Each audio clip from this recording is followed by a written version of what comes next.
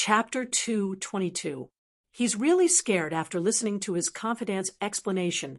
The yellow-haired man believed his words. This confidant had been with him for many years. It was possible for the others to betray him, but this confidant definitely wouldn't.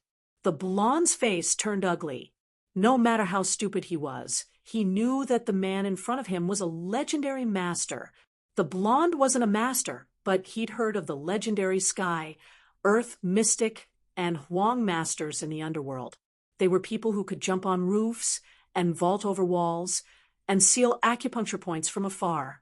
He didn't know if Lin Yi was one of those masters, but judging from Lin Yi's nimble bone setting and bone-removing skills, he was definitely not a simple person. Listening to his confidant's words, it was more or less the same as the legendary acupuncture point sealing. Although he didn't think that Lin Yi was that strong, he knew that he wasn't Lin Yi's opponent with his current skills. Even if this kid wasn't a golden class master, he was at least half a golden class. The blonde wanted to retreat at the thought of that. Wow, your right hand is so scary. Why don't you use your left hand this time? Since you're awake, then continue answering my questions. Lin Yi said as he squatted down and pulled the blonde's left hand, ready to continue the bone removal. Don't. Big bro, I'll tell you what you want to know. The blonde was really scared as he looked at Lin Yi and begged. Oh, then let me ask you, were you sent by that so-something? Lin Yi asked. Yes. The blonde's answer was simple. All right, go back and tell that so-something that I'll go find him. Lin Yi said, Okay, big bro, I'll tell him. The blonde quickly said. Crack. Another crisp sound. Lin Yi let go of the blonde's left hand, but it was already dislocated. Ouch. Big brother, I've already said it. Why are you still? Huang Mao jumped up from the ground in pain and looked at Lin Yi with some resentment. I look too kind. I'm afraid that you won't know that I'm a ruthless person and will come to the hospital next time. Lin Yi looked at the yellow-haired man with a smile without any sympathy. Blondie was about to cry. Big brother, I know you are a ruthless person. Don't worry, I won't come again. How could the blondie not understand what Lin Yi meant? Lin Yi had warned him not to cause trouble in the hospital in the future, but did he still dare to come? Although the yellow-haired man was in the underworld, he wasn't a fool. The yellow-haired man was obviously stronger than him. If he went to the door to be beaten, wouldn't that be stupid? All right, then you can go. I won't send you off. Lin Yi waved his hand, indicating that the yellow-haired man could get lost. Chief Ma had arrived a long time ago. He stood at the door and didn't dare to come in. He heard a nurse say that there was a fight in this ward, so he hurriedly ran over to see what was going on. But with one look, he finally understood why Lin Yi asked him to find a few surgeons. These guys who came out really had to go see a surgeon. Lin Yi was very good at reading people. He saw real fear in the eyes of the yellow-haired man, and not the kind of fake submission that was fake. If some people submitted, then they really submitted. But some people only submitted on the surface, but in their hearts, they thought that a gentleman's revenge was never too late. If this yellow-haired man didn't really submit, but wanted to take revenge afterwards, then Lin Yi didn't mind making him disappear from the face of the earth. Lin Yi was famous for being protective of his subordinates when he was in the team. If anyone wanted to touch someone in the team, then he would touch their whole family first. After returning to the bustling city, he didn't have any teammates, but he had a lot of friends by his side. These friends were the same as his former teammates, and they were also Lin Yi's reverse scale. Tang Yun was so scared that she covered her mouth. Even a tough girl like Lu Xinwen couldn't help but widen her eyes in shock. Song, Huiping even covered Xiaofen's eyes. Because Lin Yi was simply too cruel. Although he was dealing with a group of evil people, such means still made people shudder. Only Kong Xiaobo's eyes were filled with excitement. He had already fought with Lin Yi on the rooftop, and most men only had impulsive hot-bloodedness when it came to fighting. They didn't have fear or terror. This kind of people only needs to be taught a deep lesson. If it wasn't like this, they would still come looking for trouble, Lin Yi saw everyone's expression and shrugged his shoulders in embarrassment. Boss, you're so cool. Can you teach me that move just now? Gotcha. That person's hand would be crippled. Kong Xiaobo was a little envious. I can teach you, but who should I use as a demonstration? Lin Yi smiled as he looked at Kong Xiaobo. Forget it then. Kong Xiaobo weakly retracted his hand and shook his head. The originally tense atmosphere in the ward was instantly relaxed by Lin Yi and Kong Xiaobo's humorous conversation. Even Song Huiping laughed along. Xiaofan might have seen a lot of life and death situations, but she wasn't afraid of what happened before. She also laughed when she heard Kong Xiaobo's words. In the afternoon, Mrs. Tang was going to the food street to open a stall, and Tang Yun naturally had to help her mother. Xiaofan was fine, so Tang Yun prepared to leave. After Tang Yun left, Lin Yi didn't have any reason to stay, so he left with Tang Yun, leaving Kong Xiaobo and Lu Xinwen here to take care of Xiaofan. Kong Xiaobo had already confirmed his feelings. The 18-year-old Kong Xiaobo was impulsive and passionate. Although Xiaofan had all kinds of flaws, the stubborn Kong Xiaobo had already ignored them. Although Lin Yi was a little more rational than Kong Xiaobo, he wasn't that much rational.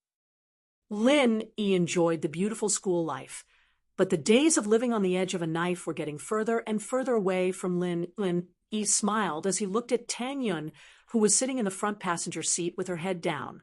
Tang Yun was still acting like a punching bag, as if he was bullying her every single day. The car drove into the shantytown, and Lin Yi parked the car at the place yesterday. The shantytown had returned to its usual noisy and leisurely state. The elderly were chatting with their neighbors in front of their houses, and the kids were running around. When they saw Lin Yi's car, they all curiously gathered around to see what was going on. The trauma of Xiaofan jumping off the building yesterday had disappeared, and the 3 sections building had returned to its usual peace. Send you back. Lin Yi frowned as he saw Li Erlin walking over leisurely. Tang Yun hesitated for a moment, but still nodded. Compared to Li Erlin and Zhou Ruoming, who were unreasonable people, she would rather deal with Lin Yi. Chapter 223. How So and Tang Yun. Li Erlin clearly saw Lin Yi and Tang Yun as well. He paused but didn't stop. He walked past Lin Yi and Tang Yun without saying a word. He had more important things to do today. Master Bing had come to Songshan, and he needed to gather his brothers to join Master Bing's side. As for Tang Yun and Lin Yi, he didn't want to dwell on it right now. He hated Lin Yi to the core, but Erlin firmly believed that as long as he had Master Bing's support, dealing with Lin Yi, it would be a piece of cake. Tang Yun would become his plaything sooner or later. He looked back at Lin Yi with hatred and quickened his footsteps. He knew why Master Bing wanted to recruit him at a time like this. He was hesitant before, since he was a member of the slums and grew up there. It didn't make sense for him to help Master Bing deal with the slums. Lin Yi's appearance, however, strengthened Erlin's confidence. Lin Yi naturally didn't know what Erlin was thinking. He was confused when he saw Erlin walking past without saying a word. He's not harassing you anymore. Tang Yun shook her head, confused. She wasn't answering Lin Yi's question, but she didn't know what was up with Erlin today. Lin Yi didn't go in after sending Tang Yun to her house. I'm leaving. Yeah. Tang Yun was a little annoyed. Why did he have to talk to her? Did he want her to invite him to my house? Wasn't he just asking her to say that? It'd be rude if she didn't invite him. Tang Yun sighed helplessly. Do you want to come in for a bit? No need. I'll go back straight away. Lin Yi smiled. Oh. Tang Yun was even more annoyed. She'd already lowered herself to invite him, and he still wouldn't come in? She turned around, ignoring Lin Yi as she ran back to her house. It was Monday, and Pin Liang couldn't wait to ask Zhou Ruoming out as soon as he got to school. Liangzi, what's the matter? Ruoming wasn't in a good mood. Yesterday's events pissed him off. It affected his entire plan. His original plan was to kidnap Tang Yun and force himself on her, just as Pin Liang had said. Originally, he had already talked to his elder brother. Zhou Ruoguang and asked him to bring people to help. However, when he returned home last night, he tragically found that his elder brother had been beaten up. Both of his hands were crippled, and it would take a long time for him to recover. He had no choice but to postpone his plan. The situation was like this. Zhou Ruoming came home to see his father, Zhou Tiandi sitting there with a pissed-off look on his face. "Dad, what's wrong with you?" Zhou Ruoming wondered why his father had such an expression as if he had been robbed of his money. Tiandi wasn't robbed of his money, he was robbed of his hospital room. In Songshan, although he wasn't the kind of person who could shake the world with a stomp of his foot, he still had some face. He had a lot of connections, but his hospital room was robbed by a bunch of random country bumpkins. If word got out, wouldn't he become a laughingstock? How was he going to survive in Songshan's upper-class society? And so, Tiandi told Guangdong to call his eldest son, the head of the North District's gangsters, Zhou Ruoguang. He told him to bring some men to the hospital and get back at them. If he didn't teach those country bumpkins a good lesson, he wouldn't be able to take this lying down. However, just as he was waiting for his son's good news at home, he received bad news. His son was injured by someone in the hospital room, and although he didn't know the details, his son was already on his way home. Zhou Ruoguang had suffered a huge loss. Ever since Tiandi opened a karaoke bar, he hadn't suffered a loss like this in a long time, especially after he helped his eldest son, Zhou Ruoguang, become the head of the North District. Tiandi became even more successful in the underworld. Don't ask so many questions. Go back to your room and do your homework. We, the Zhous, are counting on a genius like you to help us manage the company. Tiandi glared at Ruoming as he reprimanded him. What? Tiandi had high hopes for his youngest son, Zhou Ruoming.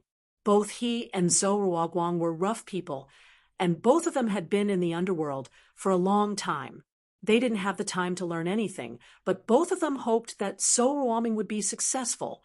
The bigger Tiandi's karaoke bar got, the more he realized the importance of managing people. He could hire people with money, but it was never as easy as hiring his own family. He hoped that Zhou Ruoming would study hard, study business management, and come back to help him expand his business. So Ruoming, on the other hand, was acting like a good boy at home, listening to everything Tiandi said. But Tiandi didn't know that his eldest son spoiled his little brother so much that not only did he help him do bad things, but he also hid it from Tiandi. Oh, so Ruoming answered obediently and went back to his room. He didn't read after closing the door, but put his ear to the door, waiting for his brother to come back and listen to what they had to say. It wasn't long before Zhou Ruoguang came back. Through the gap in the door, Zhou Ruoming was shocked to see that his brother's hands were wrapped in bandages. Ruoguang, Tiandi had been in the underworld for a long time and didn't really care about fights and injuries, but ever since Zhou Ruoguang took control of the North District and became the leader of the North District, things like this almost never happen again. Dad, that guy's a master. I can't beat him. Zhou Ruoguang was scared of Lin Yi to the bone, so he didn't hide it. None of my men are a match for him. I'm guessing that even if he's not golden class yet, he's close. He might even know how to use pressure points. What? That's strong? That's impossible, right? Those two brats can't be more than 20 years old. How could they be masters? Tiandi paused, not believing it. Dad, to be honest, I don't believe it either, but he is indeed very powerful. Let's forget about this matter. We don't have any deep hatred with him. Zhou Ruoguang was a little scared as he said this. Fuck, you useless thing. Tiandi humphed coldly. Why are you so cowardly? You're not even as brave as that useless brother of yours, messing with girls in middle school. Look at you. I made the wrong decision back then. I should have let you study and let Ruoming join the underworld. Zhou Ruoguang lowered his head, not daring to look at his father. Chapter 224. Strange behavior, Dad. Let Uncle Yen do it then. I don't have the guts to go. Zhou Ruoguang said softly, truly afraid of Lin E. Tiandi was right, he wasn't as brave as So Ruoming. You piece of trash. My relationship with old Yen is nothing more than a benefit. I've helped him before, and he's doing things for me. Every time he does something for me, it's one less favor I owe him. You're making a mountain out of a molehill, aren't you? Tiandi was a little disappointed at his son's cowardice. If it's a small matter, then let's just forget about it. Zhou Ruoguang said weakly. All right, it's none of your business. Scram. Tiandi waved his hand angrily. This son of his didn't have any of his aggressiveness back in the day. He was a coward. Zhou Ruoguang turned back to his room as if he'd been pardoned, leaving the furious Tiandi behind. So Ruoming heard the conversation outside the room. He saw the injury on his brother's hand and was quite troubled. It seemed like he'd have to postpone his plan. How was his brother supposed to help him catch the person in this state? So Ruoming wouldn't feel at ease if his brother didn't do it himself. And so he was still depressed all the way to school on Monday morning. Pin Liang called him out, reminding him of the plan. Ming bro, how's the plan I told you about? Pin Liang took out a pack of cigarettes and handed one to Zhou Ruoming. Don't mention it. Zhou Ruoming waved his hand, troubled. Something happened to my brother, and he can't help me with this. I'm really troubled right now. I guess I'll have to postpone it. Pin Liang was overjoyed at Zhou Ruoming's words. He'd wanted Heibao Bro to help Zhou Ruoming catch the person, and then lure Lin Yi over so Heibao could kill Lin Yi. If Zhou Ruoming's men were here, Brother Heibao wouldn't be able to make a move. However, he couldn't bring it up directly. If he suddenly told Zhou Ruoming that he would help him find people to capture Tang Yun, then Zhou Ruoming would definitely be suspicious. Ming bro, you can't drag this out. What if that Lin Yi guy gets it first? You'll be in big trouble. Pin Liang said, starting to give Zhou Ruoming a hard time. That's true. Damn it, but I can't do it myself. Zhou Ruoming was in a dilemma. Liangzi, do you have any suitable people on hand? Me? Brother Ming, are you asking me to help you kidnap someone? If my dad finds out, he'll beat me to death. Pin Liang said, pretending to be troubled. You know about Heibao Bro? Zhou Ruoming nodded, naturally aware of Heibao Bro's situation. Pin Liang must have gotten a lot of scolding back home, but he could only ask for help now. Liangzi, you have a grudge with that Lin Yi guy too, right? Why don't you help me this time? That Lin Yi guy sent Heibao Bro to prison. That's why you got scolded. He's your enemy too. That's true. Pin Liang nodded in agreement. All right, Ming bro, I'll help you this time. That's what you call a brother. So Ruoming was overjoyed as he patted Pin Liang's shoulder. When can we move? Tonight at the earliest, right? I'll call someone in a bit. Pin Liang said, but Ming bro, do you have a place to do something? Yeah, there's an abandoned building in the North District. There's usually no one there, and it's a gathering spot for my brother and his brothers. So Ruoming said, it's on Safflower Road in the North District. Oh, I know that place. Pin Liang nodded. Ming bro, wait for my good news. Brother, I'll remember this. We're brothers from now on, no questions asked. So Ruoming patted Pin Liang's shoulder happily. Of course, of course.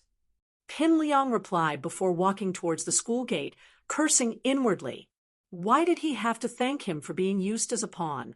On the street behind the school, Pin Liang found a phone booth with an IC card and called the number Heibao Bro had given him. He told Heibao about his plan for the next day, and Heibao Bro agreed without hesitation. As long as he could get Lin Yi over, anything was fine. It was just kidnapping someone, and it wasn't like Heibao Bro hadn't done it before. In fact, he did it so often that it was a walk in the park. Pin Liang's lips curled into a vicious smile after giving the order to Heibao Bro Lin Yi, who asked you to fight with me. I'm not only going to make your girl get played, I'm going to make you watch your girlfriend get played to death, and you get played to death as well. But now he had to think about how he was going to get Lin Yi to that abandoned building. He couldn't just run to Lin Yi and tell him to go to the building, could he? Whether or not Lin Yi would believe him. And even if he did, he couldn't just tell him out of the blue. What if Lin Yi thought he was the one behind it and beat him up first? Pin Liang frowned as he walked into the classroom. He couldn't think of a suitable plan on the way, and when he reached the door, he saw a student from another class snitching on him to the dean, Wang Jifeng. Pin Liang's lips curled into a disdainful smile. He hated snitches like that the most. They had no technique at all, and they were just snitch.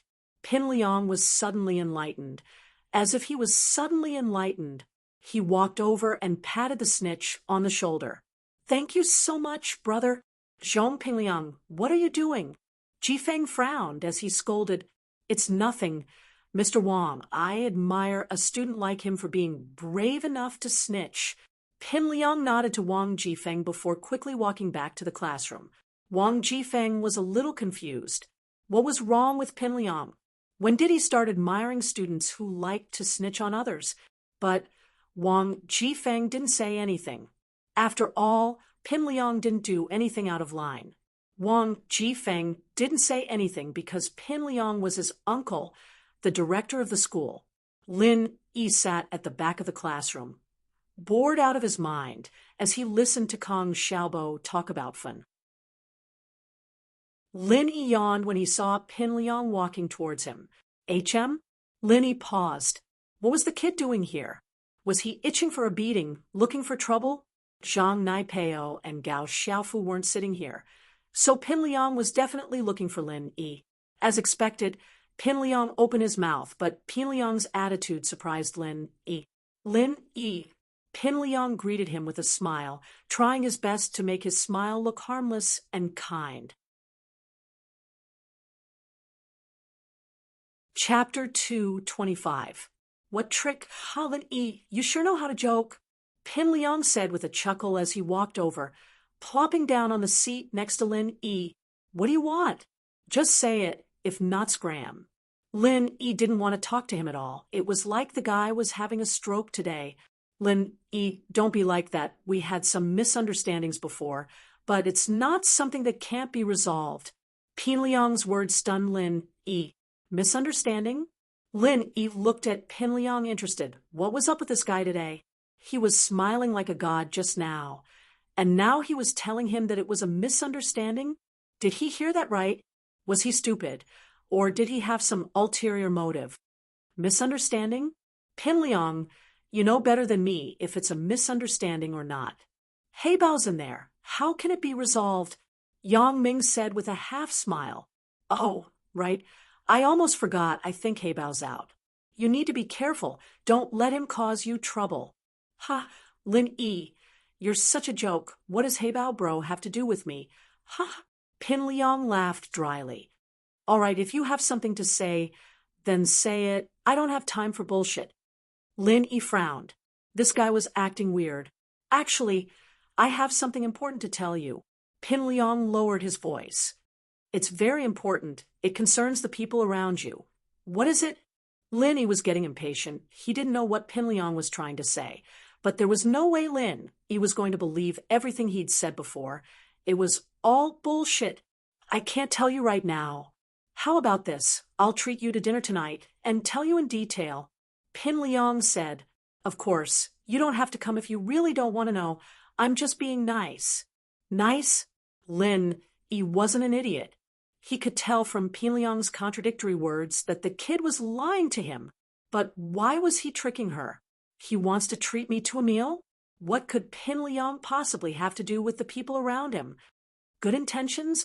If you have good intentions, then say it now. Lin Yi said lightly. Lin Yi, I'm under a lot of pressure to tell you about this. This matter is related to another person, and I'm telling you about this behind his back. I've been struggling a lot in my heart. Pin Liang said worriedly. He won't let me go if he finds out that I told you. Snitch. Lin Yi narrowed his eyes as he looked at Pin Liang, trying to read his expression. But Pin Liang's face was still as fearful as ever. Pin Liang had put in a lot of effort in order to put on a good show. He planned it outside the classroom for a long time before coming here. Naturally, he couldn't let Lin Yi see through his act so easily. But Lin Yi was sure that the kid had ulterior motives, and so there was a problem here. There was definitely a problem.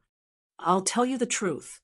That person wants to commit a crime against someone close to you. I know about this, and I'm afraid that I'll be dragged into this. Not reporting is considered covering up. I'm afraid that I'll be dragged into a lawsuit. So I came here to tell you about this. Pin Liang said softly, to tell you the truth, I almost got sued for Heibao Bro's incident last time. My old man spent a lot of effort to settle it, and I don't want anything to happen again. I'm graduating soon, and I still want to go to university and date Meng Yao. I don't have time to go to prison for a vacation. Committing a crime against someone close to him? Lin Yi raised an eyebrow. Who was this someone he was referring to? Meng Yao? It couldn't be. Pin Liang should know about his relationship with Meng Yao. If that was the case, then it couldn't be Yushu. Then who could it be? Kang Xiaobo? Teng Yun? All right, that's it for now. Class is about to start, so I'll be heading back first. You decide if you want to go or not. With that, Pin Liang stood up and prepared to leave. I'm very sincere, so don't blame me if something happens to you if you don't go. I'm the one who tipped you off. Mr. Lu walked in, and Pin Liang walked back to his seat. Lin Yi, however, stared at Pin Liang's back. This kid was trying to be nice for no reason, so he had to be hiding something. But his last sentence made Lin Yi suspicious. Lin Yi wasn't afraid of Pin Liang playing tricks on him, but Lin Yi would teach him a lesson if he were to play tricks on someone close to him. Lin Yi hesitated for a moment before sending Meng Yao a message. Pin Liang wants to treat me to dinner tonight. He said he has something important to tell me about someone close to me. Lin Yi looked at Meng Yao after sending the message. As expected, Meng Yao lowered her head and fiddled with her phone for a while. Lin Yi's phone vibrated twice, notifying him of a new message. He knows about our relationship? I'm not sure, but I don't think so. Lin Yi replied. Oh, then go see what he wants. Meng Yao replied. Since Meng Yao said so, Lin Yi went to see what Pin Liang was up to. After class, Pin Liang didn't come back to ask Lin Yi about his decision. Instead, he rushed out of the classroom. Lin Yi smiled faintly and followed him out. Kang Xiaobo followed closely behind. Boss, Pin Liang wanted to treat you to dinner? Kang Xiaobo was in front of Lin Yi, so naturally he heard the gist of it. He was about to ask Lin Yi about it when Mr. Lu came in. Yeah, I don't know what he wants. He said he wants to tell me something important. It's related to someone close to me. Lin Yi said, as he walked, you and Tang Yun are the only friends I have. I don't know who he's talking about. Someone close to you? Kang Xiaobo paused. Boss, Pin Liang went downstairs. Should we follow him? I'm not following him. Lin, he said as he walked to the window in the hallway, looking out at the school field. He said that someone's trying to harm someone close to me, and he's here to give me the details. He's going to treat me to dinner tonight before he tells me the details. Harm the people around you. Xiaobo blinked disdainful. Would he be that nice? If someone really wants to harm me or Tang Yun, he's most likely watching from the sidelines. Why would he tell me about it?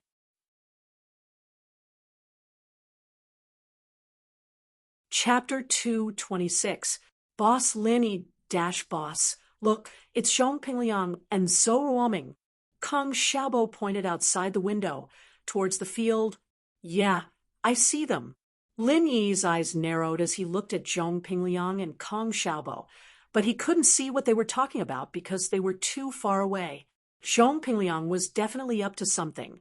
Lin Yi didn't know when he started colluding with Zhou Ruoming, running out the moment class ended, and talking to Lin Yi about something. Zhong Pingliang was talking to him about something highly secretive. Could it have something to do with Zhou Ruoming? Boss, since Zhong Pingliang said that, I don't think it's possible that he's targeting me, but Tang Yun, Kang Xiaobo, wasn't stupid. He thought of Tang Yun after seeing Zoruaming. Yeah, you go with Tang Yun tonight to visit Fen. I'll go see what Zhong Pingliang is up to. If anything happens, contact me. Don't separate from Tang Yun. Lin Yi ordered Kong Xiaobo after some thought. Don't worry, boss. I've already protected sis-in-law. Kong Xiaobo patted his chest. The bell rang, and Lin Yi and Kong Xiaobo went back to class. After a while, Zhong Pingliang rushed in, glancing at Lin Yi before returning to his seat. Zhong Pingliang didn't bother Lin Yi the entire morning, as if he'd forgotten about what he said in the morning. It wasn't until lunch break that Zhong Pingliang walked over. Linny, what do you think? Have you made up your mind? Where are we going tonight? Lin Yi asked faintly.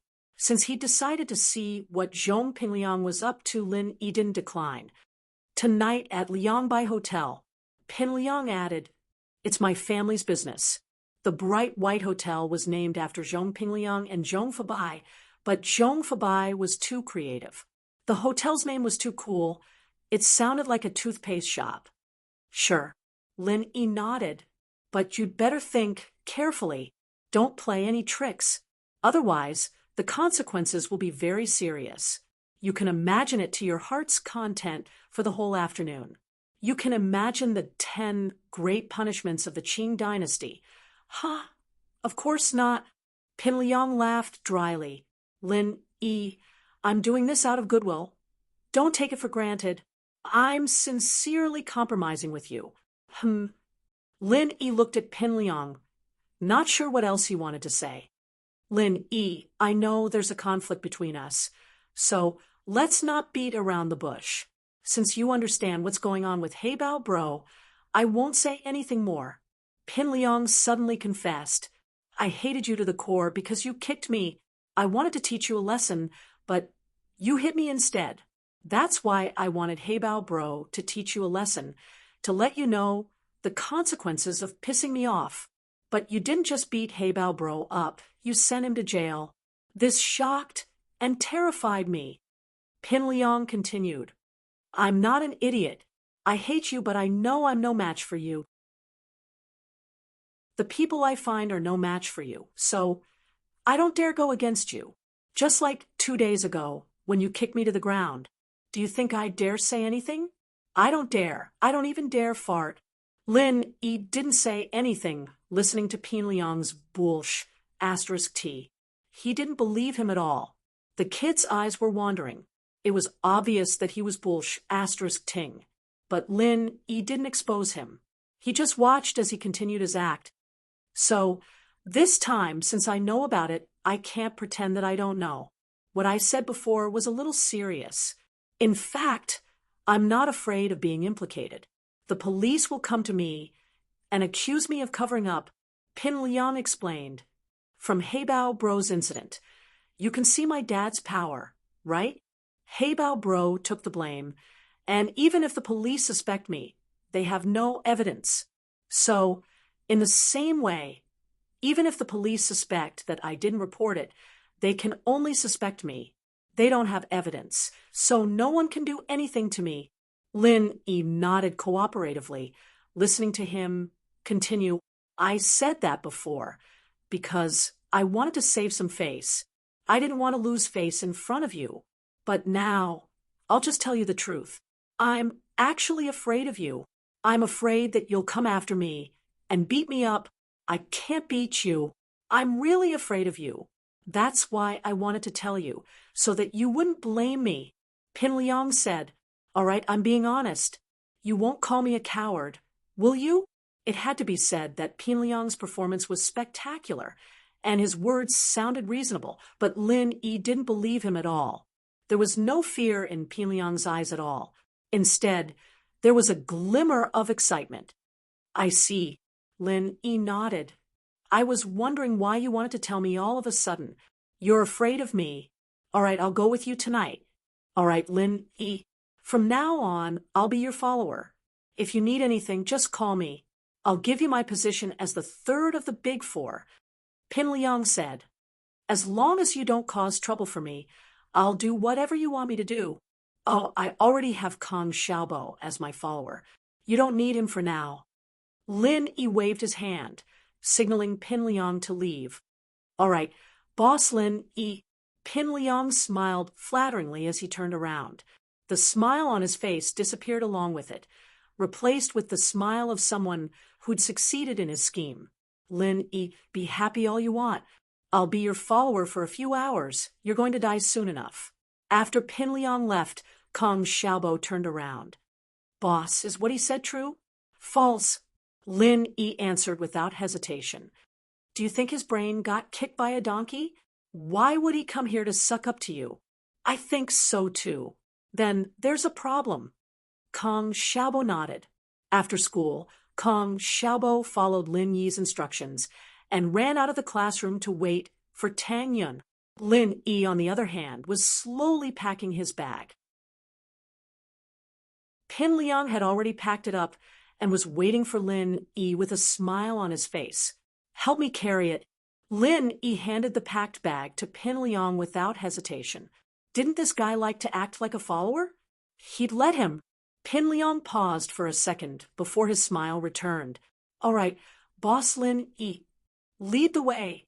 Lin Yi said faintly before giving Pin Liang a kick. Be smart. You're so clumsy.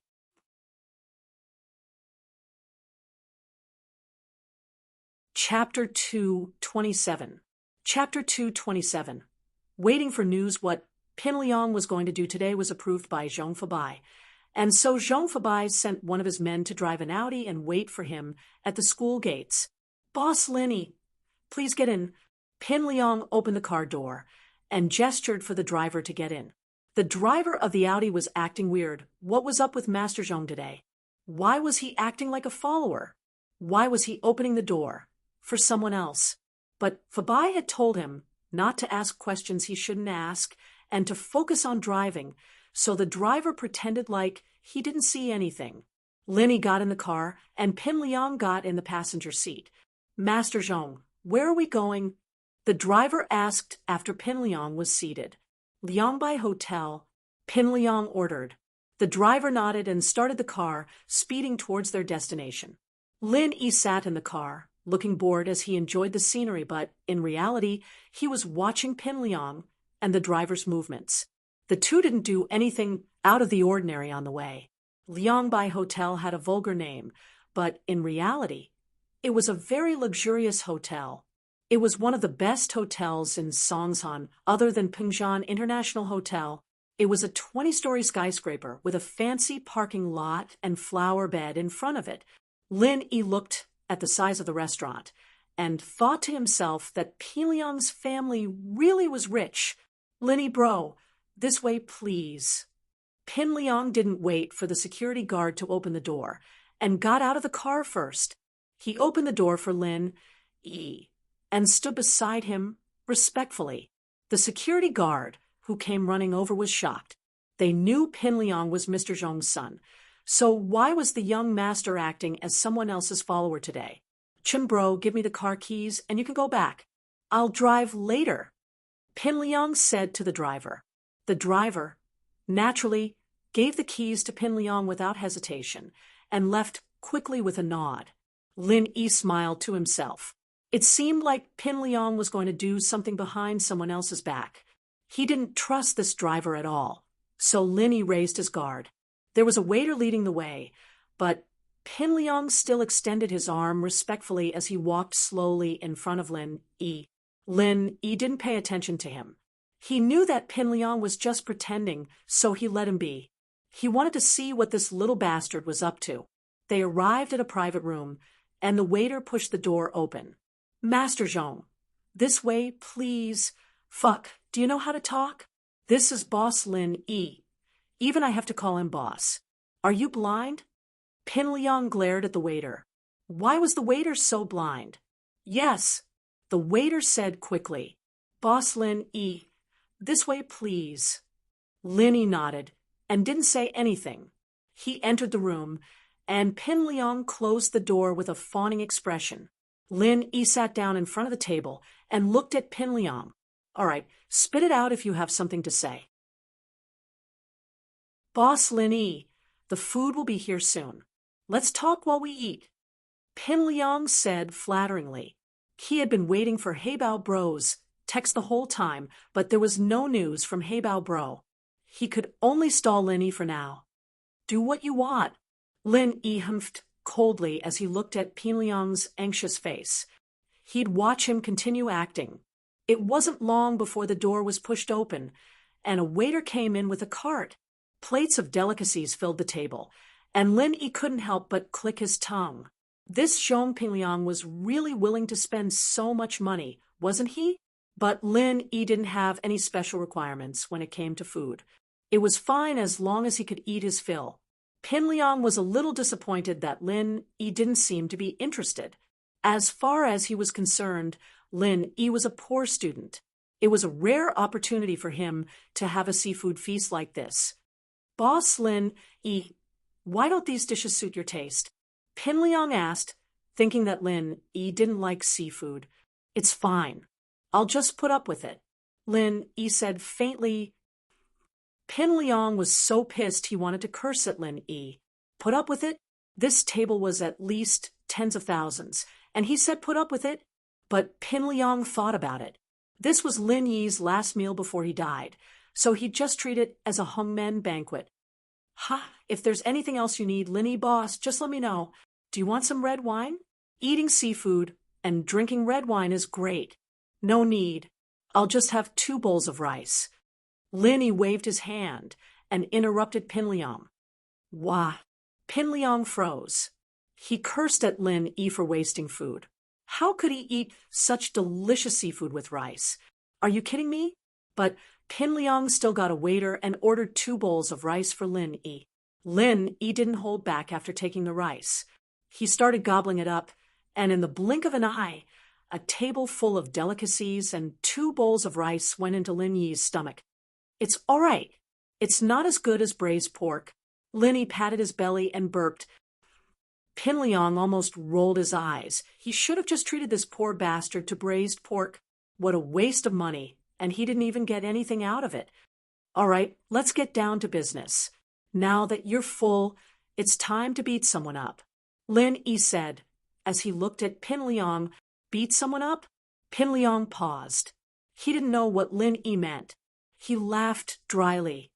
Boss Lin Yi, you must be joking.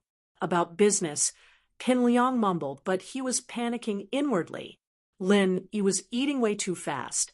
Their original plan was to get a bunch of seafood and drink some wine together. That should have been enough to buy them an hour or 2, but Lin Yi finished the fight in less than 20 minutes. What was he supposed to do after that? Pin Liang could only pray that Heibao would hurry up and finish the fight. Just as he was praying, his phone vibrated in his pocket.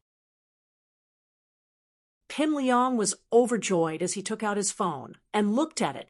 Getting a license, selling guns, loan sharks, revenge company. Good price. What the hell? Pin Liang cursed. What the hell? He wouldn't be so troubled if he could really get revenge. Are you okay or not? Lin Yi was getting impatient. Pin Liang had to be up to something. He kept looking at his phone, evidently waiting for a signal. Yes, yes. Pin Liang had no choice. Actually, it's like this, Zhou Ruoming likes Tang Yun. You know that, right?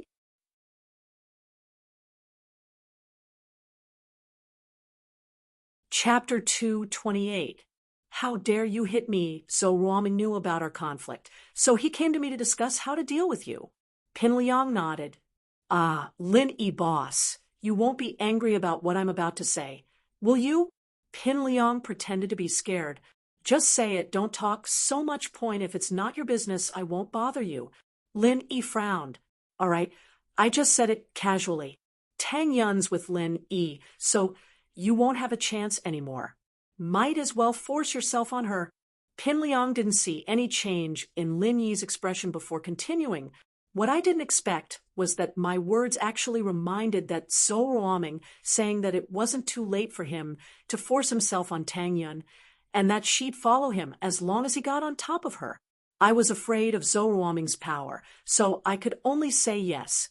But after I went back, the more I thought about it, I was covering up a crime. If I didn't report it, Lin boss would never forgive me if you knew the truth, so When is he going to carry out this plan? Lin interrupted Pin Liang and grabbed him by the collar. Lin had guessed that Pin Liang was up to no good, but he didn't expect him to be this devious, encouraging Zhou Ruoming to deal with Tang Yun. Lin didn't believe that things were as simple as Pin Liang made them out to be. This plan was most likely Pin Liang's idea, and now he was here to talk to him about it. He was treating him to a meal, and he was stalling for time. Not good. Lin Yi's heart tightened as a bad feeling rose in his heart. If what Pin Liang said was true, then Zhou Ruoming's plan to deal with Tang Yun might be tonight. Pin Liang didn't expect Lin to grab him by the neck just because he said something wrong. Is it tonight? Lin Yi's hand wrapped around Pin Liang's neck. Ahem, boss Lin let go first. Pin Liang coughed twice, his face red. He couldn't catch his breath anymore. Where are they? Lin smiled coldly as he tightened his grip. If it weren't for the fact that he didn't know where Tang Yun went downstairs, Lin would have squeezed Pin Liang to death. Pin Liang, I advise you to stop pretending. You think I'll believe you just because you're bad at acting? Fuck. Pin Liang took a deep breath. Fuck, you're messing with me? Since Lin had seen through him, Pin Liang didn't bother pretending anymore. There was no need for it, but he was starting to regret pretending to be Lin Yi's follower for so long. Where's Tang Yun? Lin loosened his grip on Pin Liang's hand. Lin knew that Pin Liang would faint from lack of oxygen if he kept squeezing like this. Maybe Zhou Ruoming killed her already? Pin Liang smiled coldly. There was no need to keep up the act now that they were on bad terms. What? You want to beat me up? But you better think about it. If you beat me up, you won't be able to see Tang Yun anymore. Beat me up. Beat me up. Pin Liang looked like he had Lin in the bag. He was sure that Lin wouldn't dare do anything to him now. Bang. Ouch. Pin Liang wailed as he held his nose. It was bleeding from Lin Yi's slap. You dare hit me? Do you believe that I won't tell you where Tang Yun is? Bang. Pin Liang looked at Lin in disbelief. You don't want to know where Tang Yun is? Bang. If Lin had wanted to kill Pin Liang, he'd be dead already. Lin was just teaching him a lesson. You won't keep it a secret. You wouldn't have come looking for me if you didn't want to. If I'm not wrong, you and Zhou Ruoming are working together to deal with me, right? You probably found someone to ambush Zhou Ruoming at the place where he's going to commit the crime. Then you pretended to be friendly and gave me a tip. You're actually trying to lure me there and take revenge on me. Am I right? And the person who ambushed me, let me think, it should be Heibao, right? How could it be so coincidental? He just escaped yesterday, and you're already targeting me today. Only that idiot Heibao would help you take revenge. He must hate me for sending him to prison, right? Humph. So what if you're right? Pin Liang humphed coldly. You're just wasting time here. Tang Yun would have been dead by then. Go ahead and hit me. If you have time to hit me all you want. It's your time that's being wasted. Bang. Another punch. Are you crazy? Pin Liang looked at Lin in disbelief. You still have time to hit me? You keep looking at your phone, which means that you have a secret code with Heibao. He'll contact you via text or some other method after he's done. Lin curled his lips and looked at Pin Liang with pity. But you haven't received the text yet. That means that Heibao hasn't succeeded yet. You don't have to be so alarmist. Pin Liang took a deep breath and clenched his fists. He felt like a fool being toyed with by Lin like this. Lin had guessed his thoughts and plans correctly. It made him want to go crazy. He wanted nothing more than for Lin to die right now. But Pin Liang loosened his fists in the end. He only needed to trick Lin into going to Heibao Bro's place, and Heibao Bro would be able to take care of Lin He'd be able to get his revenge then. At that thought, Pin Liang swallowed the humiliation. Fine. I'll take it that you're right. Then I won't waste any more words with you. Come with me. Heibao Bro's waiting for you at the unfinished building on Red Flower Street. You wouldn't have gotten beaten up if you'd listened to me earlier. Lin Yi patted the back of Pin Liang's head. Don't do stupid things like that again. Pho. Pin Liang gritted his teeth. Endure, endure. I'll turn into a ninja turtle and let you be cocky for a while. You'll know what tragedy is next. Do you still think that Heibao Bro is still the old Heibao Bro? Ha ha ha. The thought of Lin Yi's shocked expression when he saw Heibao Bro's strength skyrocketing. Pin Liang felt a wave of satisfaction wash over him, and the pain on his face was thrown to the back of his mind. In the hallway of Liangbai Hotel, the waiters looked at the blood-stained Pin Liang, curious, but didn't dare ask. They were all wondering what was wrong with Master Zhong today. Master Zhong, what are you doing? The manager on the first floor was Fabai's confidant. He saw Pin Liang's expression and quickly asked. Chapter 2:29. Knocked out, the manager saw that Pin Liang didn't want people to stick their noses in his business and quickly moved to the side to make way for him. Pin Liang was depressed. His image as young Master Zhong was ruined today. He was the young master of Liangbai Group, but he got beaten up like this in his own hotel. How would he be able to show his face in public if this got out? But thinking about how Lin Yi would be sent to heaven by Heibao Bro soon, Pin Liang held it in. He didn't pretend to be a follower this time and got into his car, not opening the door for Lin Yi anymore. Lin Yi didn't mind either and got in the front passenger seat.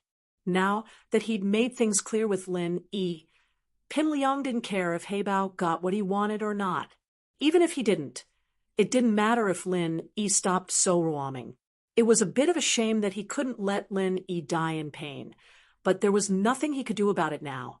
Pin Liang's phone vibrated. Pin Liang was about to take it out for a look when he remembered that Lin Yi was beside him. He quickly pulled his hand back. Heibao texted? Let me see. Lin Yi said, glancing at Pin Liang. All right. Pin Liang handed the phone to Lin Yi, depressed. He finally understood what it meant to not fight when the odds were against him. Not showing Lin Yi would only get him beaten up. Lin Yi, on the other hand, picked the weak spots that wouldn't kill him. Pin Liang was in so much pain that he didn't pass out, and provoking Lin Yi was asking for it. Pin Liang didn't dare go overboard now that they were at loggerheads. Lin Yi had already seen through him, and he didn't have anything to threaten Lin Yi with.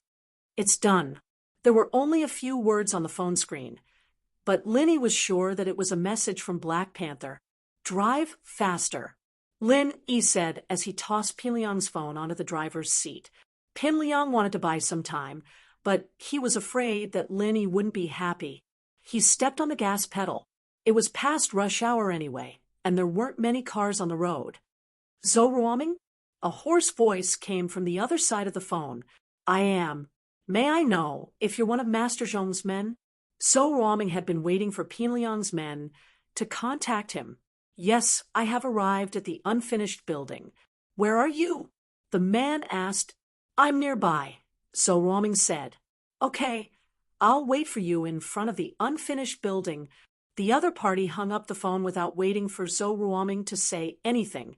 Zhou Ruoming quickly ran to the unfinished building, but froze when he saw who it was. Black Panther Bro. It was Black Panther Bro. What was going on? However, Zhou Ruoming was only slightly surprised. His expression returned to normal, but his heart was in turmoil. Pin Liang was using Black Panther Bro to do things for him. The news of Black Panther Bro's escape was reported on the TV, and Zhou Ruoming saw it as well. He thought that Black Panther Bro would leave Songjiang after escaping and wouldn't stay here and wait to be caught. But things didn't turn out as he wished. Black Panther Bro was helping Pin Liang catch Tang Yun, and this confused Zhou Ruoming. But Zhou Ruoming didn't say anything. This wasn't something he was worried about. He didn't care why Black Panther Bro didn't escape, but whether Tang Yin was caught or not. Black Panther Bro, hello, I'm so roaming. So Ruoming ran to Black Panther Bro and greeted him respectfully. You know me? Black Panther's eyes flashed with sharpness. I'm young Master Zhong's good friend. Of course I've seen Black Panther Bro before. So Ruoming's heart tightened. Black Panther Bro, what I'm doing today is illegal. You have to help me keep a lookout. Okay. Black Panther heard Zhou Ruoming's words, and his expression softened a little. Zhou Ruoming let out a long sigh of relief. Black Panther escaped, and he recognized him. What if Black Panther didn't trust him and killed him? But Zhou Ruoming wasn't stupid. He quickly said that what he was going to do today was illegal as well. So if one of them reported the other wouldn't be able to get away with it. Black Panther Bro, what about Tang Yun? So Ruoming turned his attention back to Tang Yun when he saw that Black Panther Bro wasn't going to talk about it anymore. In fact, whether Black Panther Bro ran or where he went had nothing to do with Zhou Ruoming. He didn't want to care about this kind of thing. He fainted. I fed him the medicine. It's in that van. Black Panther pointed to an old white Nissan van not far from him. The van was quite old, at least 20 years old. Do you want me to help you? Thank you, Black Panther Bro. Zhou Ruoming's feet were weak and floating. He didn't dare carry someone up a building without handrails. What if he fell to his death? He Bao threw Tang Yun into an empty room and went downstairs. Fuck, this place doesn't even have electricity. It's so dark I can't even see. Zhou Ruoming fumbled his way up the stairs and sat on a broken staircase. He took out a small medicine bottle from his pocket and poured out a pill, swallowing it. Perhaps one wasn't enough. Zhou Ruoming thought about it and swallowed another one. This was a super strong medicine imported from Japan. It was said that one pill could last for 300 rounds. The male actors in those movies all took this medicine. Zhou Ruoming had an unknown problem. Impotence. He used to overdo it when he was young, so now he couldn't do as he wished. He had to rely on some strong medicine to increase his strength. Moreover, the medicine he used was getting stronger and stronger, and the normal ones didn't have much effect anymore. She'd eaten 2 pills this time, so she'd be able to fight for an hour or 2. Ha ha! Ruoming started laughing lewdly. Tangyin, I'll treat you well later. I'll let you have a taste of my power. After taking the medicine, Zhou Ruoming sat on the staircase, waiting for the medicine to take effect. He wasn't in a rush to check on Tang Yun, since she was unconscious and wouldn't wake up anytime soon.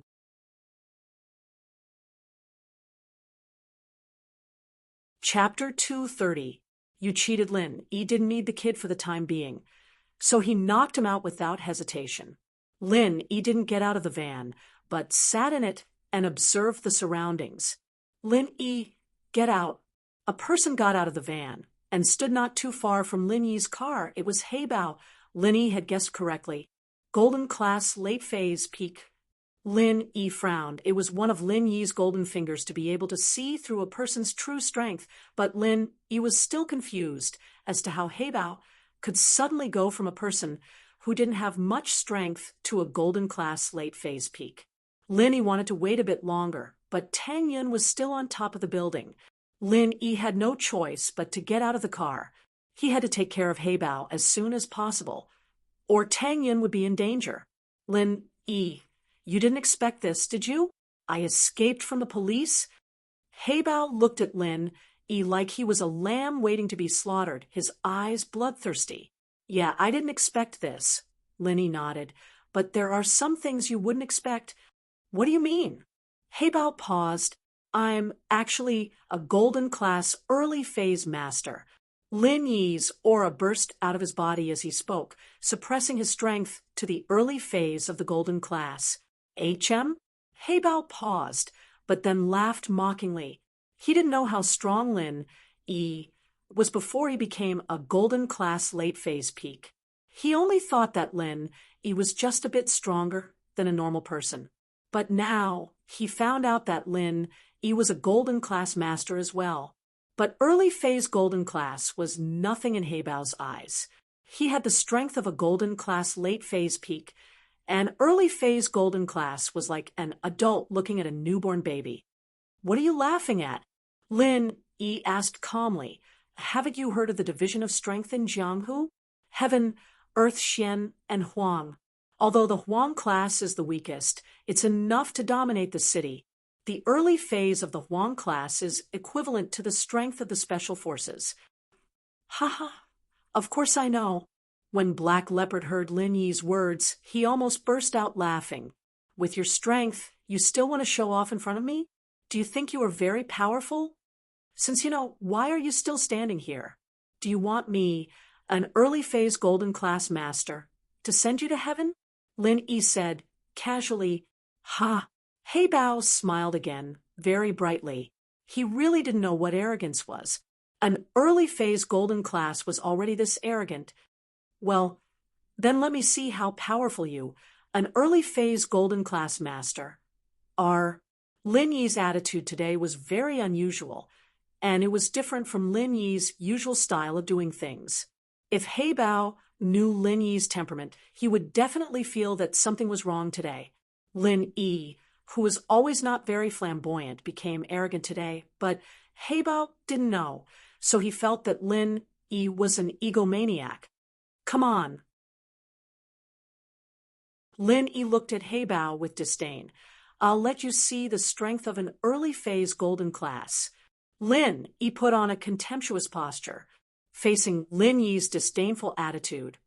Heibao smiled coldly, as if treating Lin Yi as an ignorant person. His body moved slightly, and he suddenly threw a punch at Lin Yi. Lin Yi smiled faintly and threw a punch as well, meeting Heibao's fist. Heibao laughed at Lin Yi's stupid. He dared to take a punch from a peak late phase golden class with just this little bit of strength. A punch from a mid-phase golden class was enough to heavily injure an early phase golden class, let alone a peak late phase golden class master like him. If he used his full strength, then one punch would be enough to kill an early phase golden class like Lin Yi. This wasn't what Heibao wanted to see. According to Pinliang's instructions, he wanted to heavily injure Lin Yi first, then bring Lin Yi up and watch as Zhou Ruoming ravaged Tang Yun, letting him die in pain. So in order to not kill Lin Yi, Heibao only used the strength of a mid-phase golden class. He only needed to heavily injure Lin Yi. Bang! Two fists directly bombarded together, making a muffled sound. You're not an early phase golden class." Heibao's eyes were filled with disbelief, and before he could say anything, his whole body flew out and landed heavily on the ground. Lin Yi didn't wait for Heibao to hit the ground.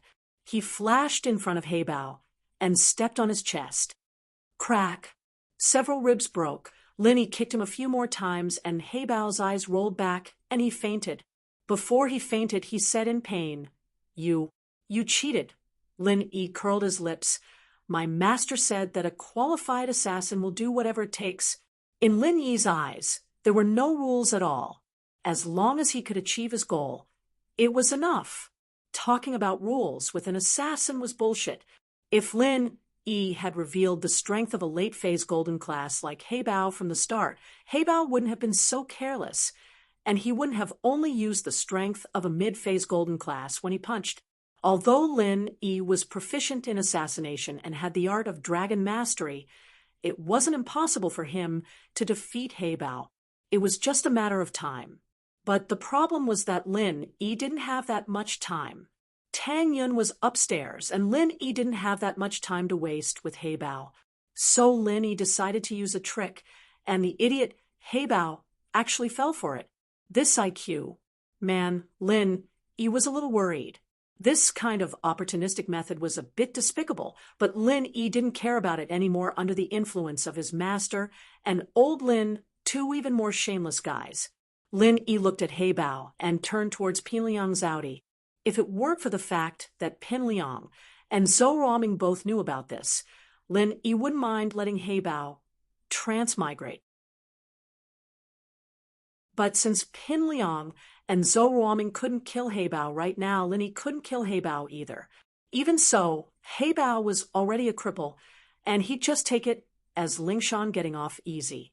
Opening the Audi's door, Lin Yi carried Pin Liang to the building and threw him on the ground before jumping up to the second floor. Lin Yi was like a Spider-Man, his hands clasping the cracks of the bricks outside the building, searching for Tang Yun's figure from room to room.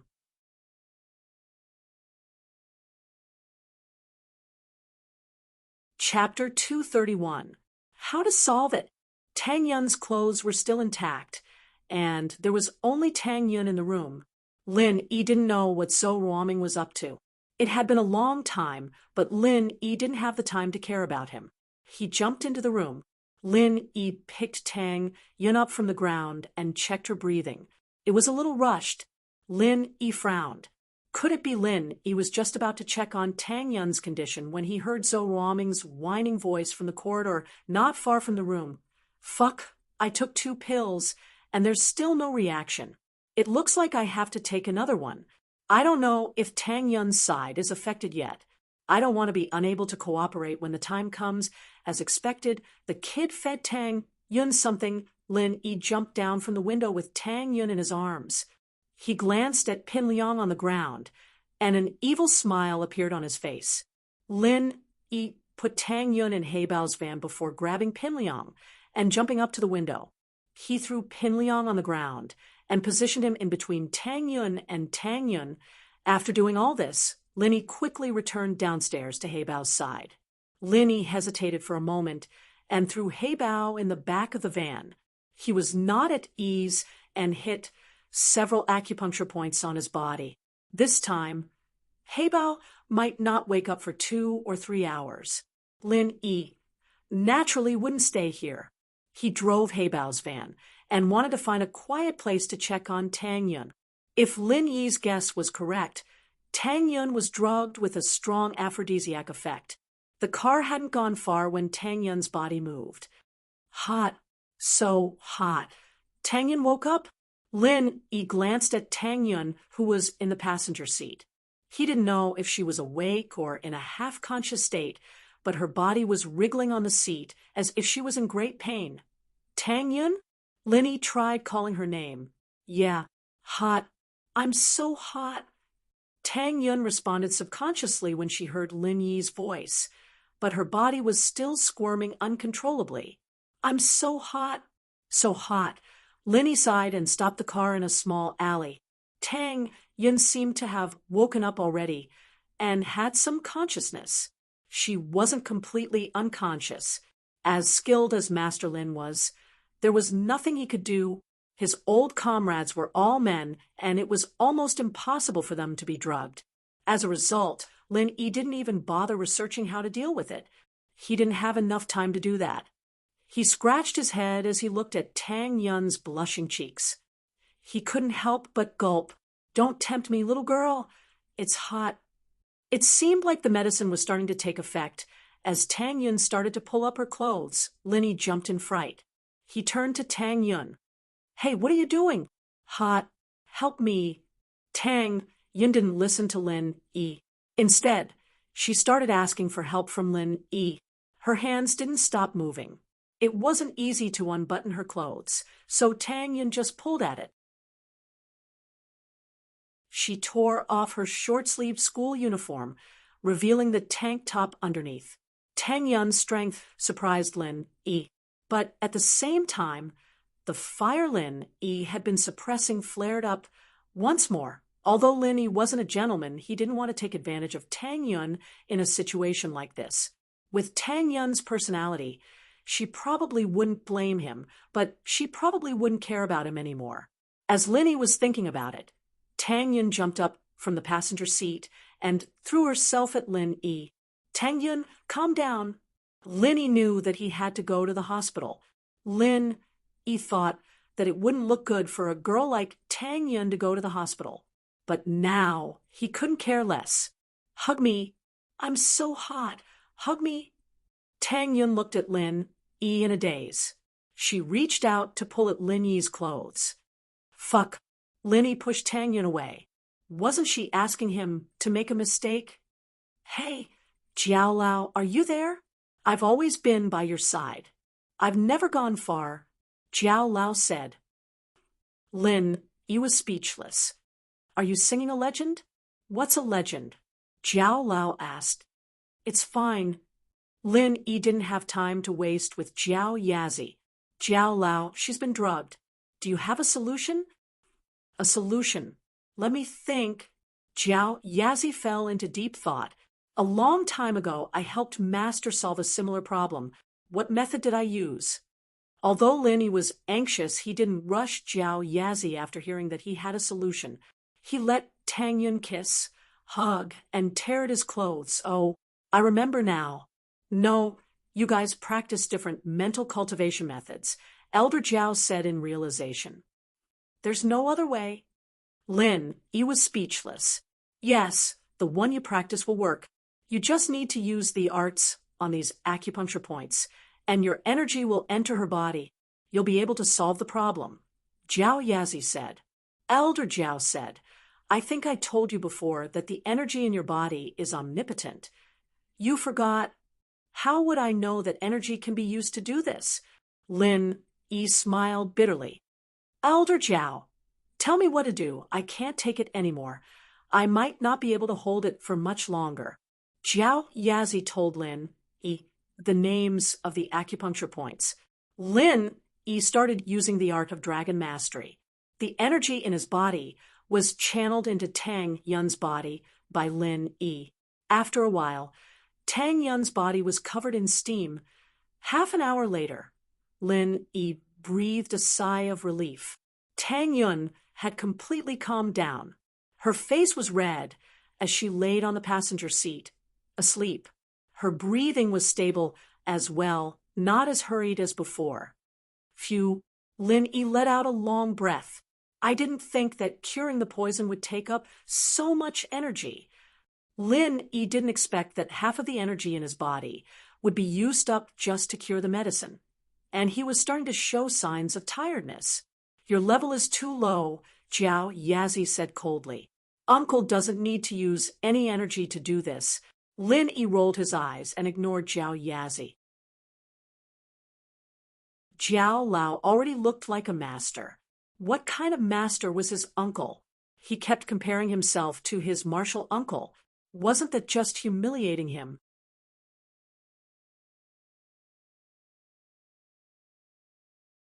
Chapter 232. The first time Lin Yi sighed, regretful that he'd missed such a good opportunity. But Lin Yi didn't regret it. Things like this were best when both parties were willing. There wasn't much meaning to it. If only one of them was drugged. Lin Yi could tell himself that Tang Yun was the one who'd initiated it. But who could he fool with that kind of self-deception? He pulled out his phone and dialed in Ling Shan's number. It wasn't long before Ling Shan answered, her voice a little tired. Hello, Lin Yi? What's up? I'm in a meeting. Meeting?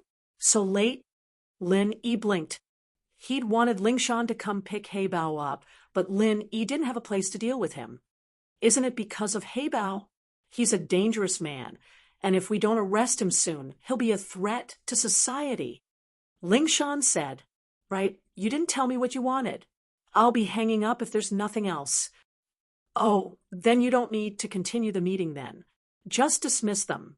Lin Yi said after hearing Ling Shan's words. Dismiss? What do you mean? Lin Yi, are you joking? Ling Shan blinked, not sure what Lin Yi was getting at.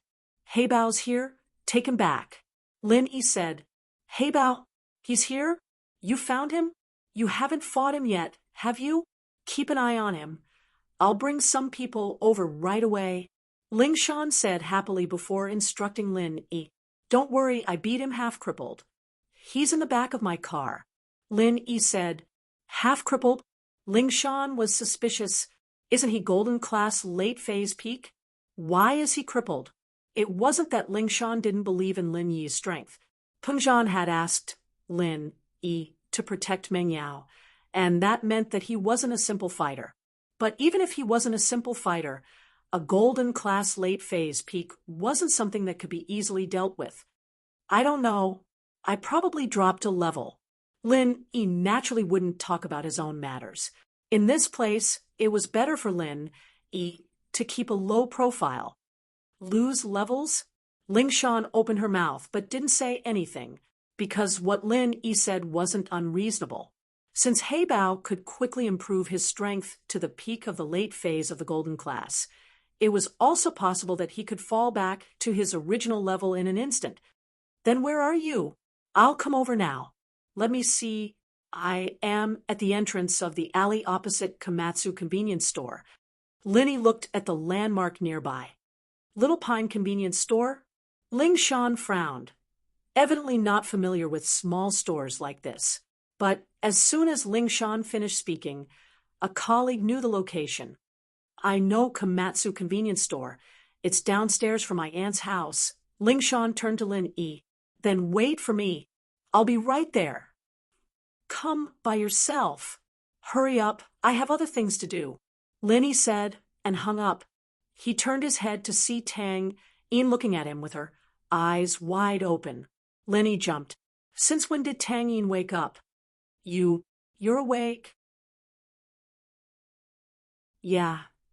Tang Yin was a little embarrassed as she lowered her head, not daring to look at Lin Yi's eyes. She wasn't actually sleepy, and she'd been wide awake before. She'd only been looking at Lin Yi after he'd gotten the medicine out of her system, and she'd been feeling a little tired after a short nap.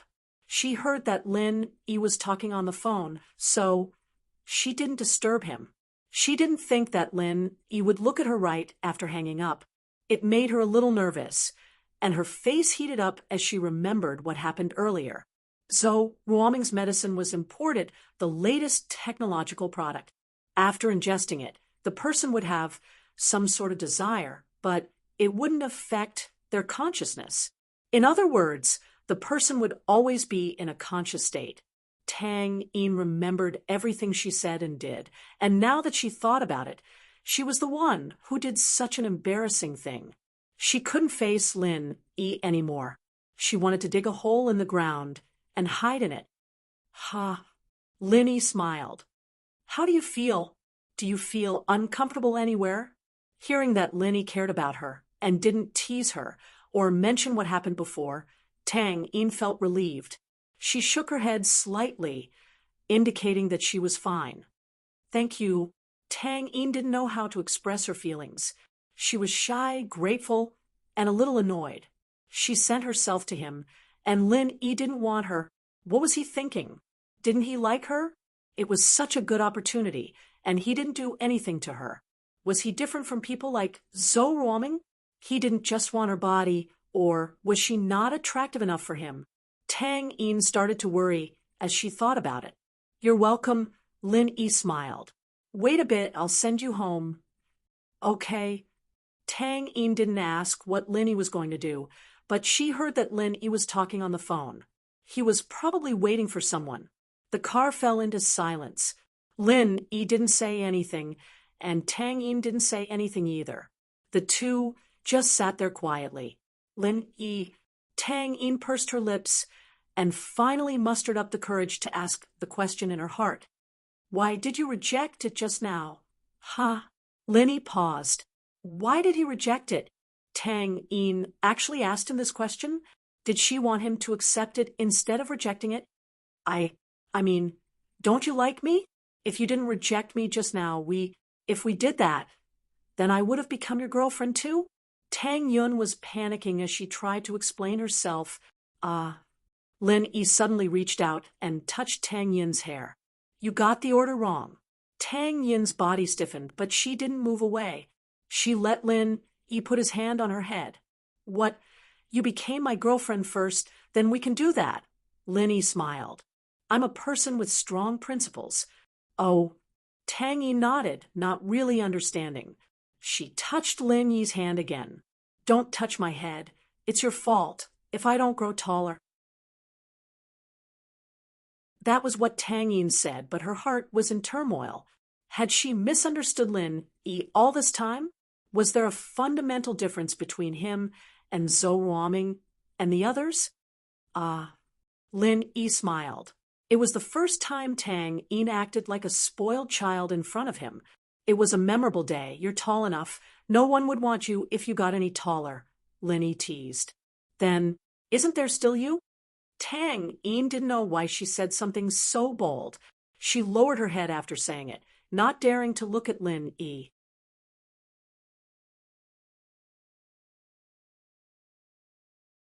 Chapter 233. Chapter 233.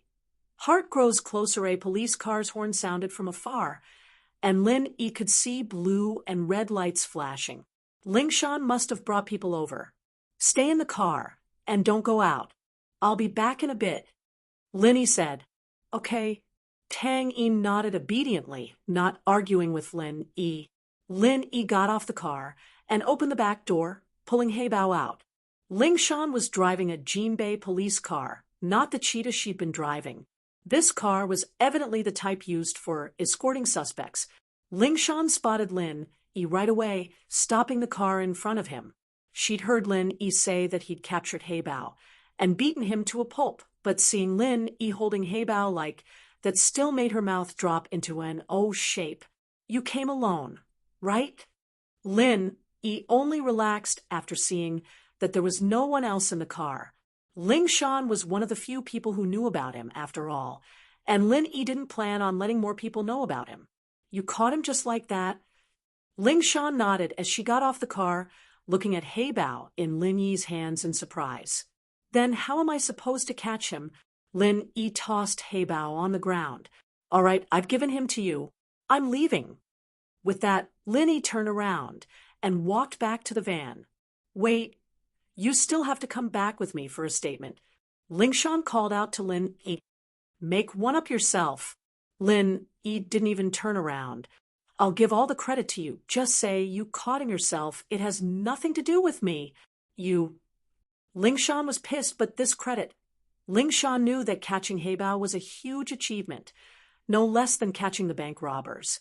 With these two achievements, her reputation in the police department would reach a peak, and it would be a good start for her to get promoted in the future. If you want me to help you next time, then cut the bullshit. Lin Yi got back in the van and drove away, ignoring Lingshan. Lingshan stomped her feet angrily, picking up Heibao from the ground and throwing him in her car, before driving away in the opposite direction from Lin Yi. Right? How did you get brought here? Where's Kong Xiaobo? Lin Yi asked after taking care of Heibao. Kong Xiaobo. I don't know. I left the school with Kong Xiaobo. And Kong Xiaobo said he wanted to take a taxi to the hospital, so he got on a taxi waiting for passengers at the school gate. Tang Yin said, After that, I didn't know anything, and when I woke up, Tang Yin lowered her head shyly as she spoke. Lin Yi frowned and took out his phone, calling Kong Xiaobo. The phone rang for a while before Kong Xiaobo's sleepy voice came through. HM? Hello? Who is it? Xiaobo. It's me. Where are you? Lin Yi listened to Kong Xiaobo, who seemed to have just woken up, and relaxed. It seemed like Heibao's main targets were Tang Yin and him, and Kong Xiaobo should be fine. Otherwise, he wouldn't have left the phone with Lin Yi. Where am I? HM. How did I fall asleep on the street? Kong Xiaobo paused and shouted. Oh no, boss. Tang Yin's gone. Boss, I lost Tang Yin. All right, Tang Yin's fine. She's with me. Where are you? Do you want me to pick you up? Lin Yi asked.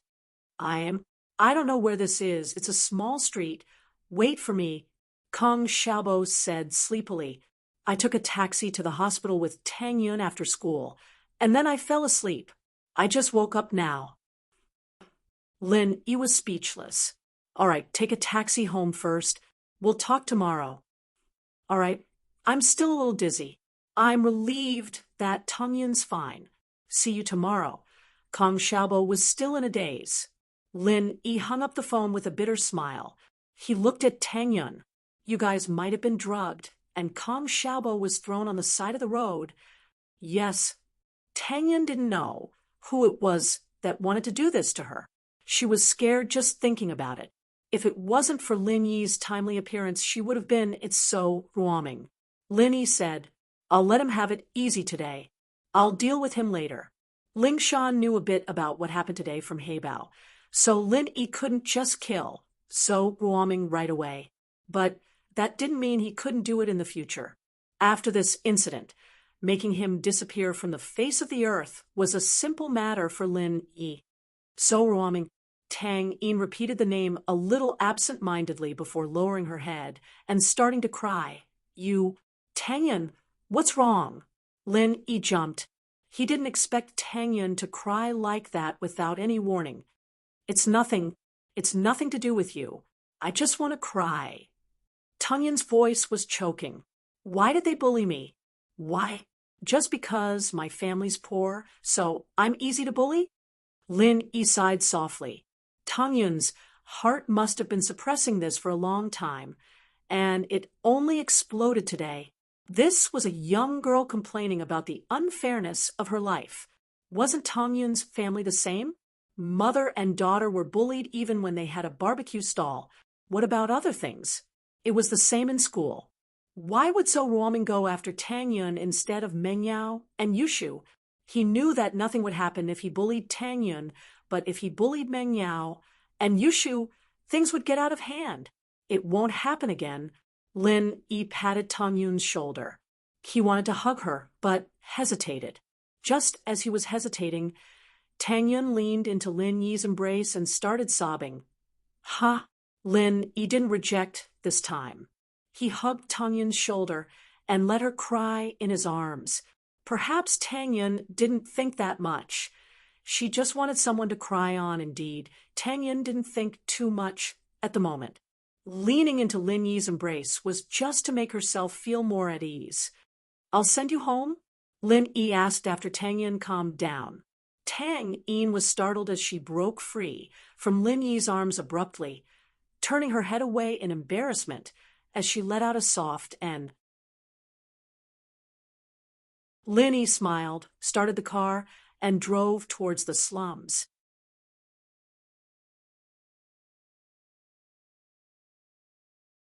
Chapter 234. Chapter 234. Mrs. Tang's misunderstanding Lin Yi parked the car at the spot he always parked in the slums.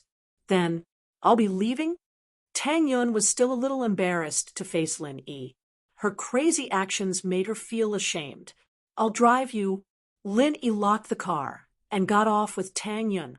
Lin Yi looked at the tattered Tang Yun and took off his uniform, handing it to Tang Yun. Can you wear mine? Tang Yin hesitated but didn't reject him. She was fine in the car, but now that she was back in the slums, she didn't know what people would think if they saw her dressed like this. Tang Yin took off her tattered uniform and passed it to Lin Yi. She quickly put on Lin Yi's uniform. The moment she changed, Tang Yun was only wearing a tight tank top. Lin Yi's heart skipped a beat. An 18-year-old girl had already matured to perfection. He didn't think that a rundown place like the slums could nurture a beauty like Tang Yun. Compared to Meng Yao's thin figure and Yushu's plump figure, Tang Yun's figure was the most perfect. He didn't know how she managed to grow it. Lin Yi thought. Tang Yun was wearing Lin Yi's uniform. Although the style was different for boys and girls, it wasn't too obvious at night. It was just a little loose. She turned around after putting on her clothes, only to see that Lin Yi wasn't wearing anything on his upper body. It's almost summer. It's not hot. It's fine. Lin Yi smiled casually. Then, you'll wear mine? Tang Yun was touched and embarrassed at the same time. We're yours. Lin Yi paused, putting aside the question of whether or not he'd be able to wear it. The girl's fragrance alone was enough to intoxicate him.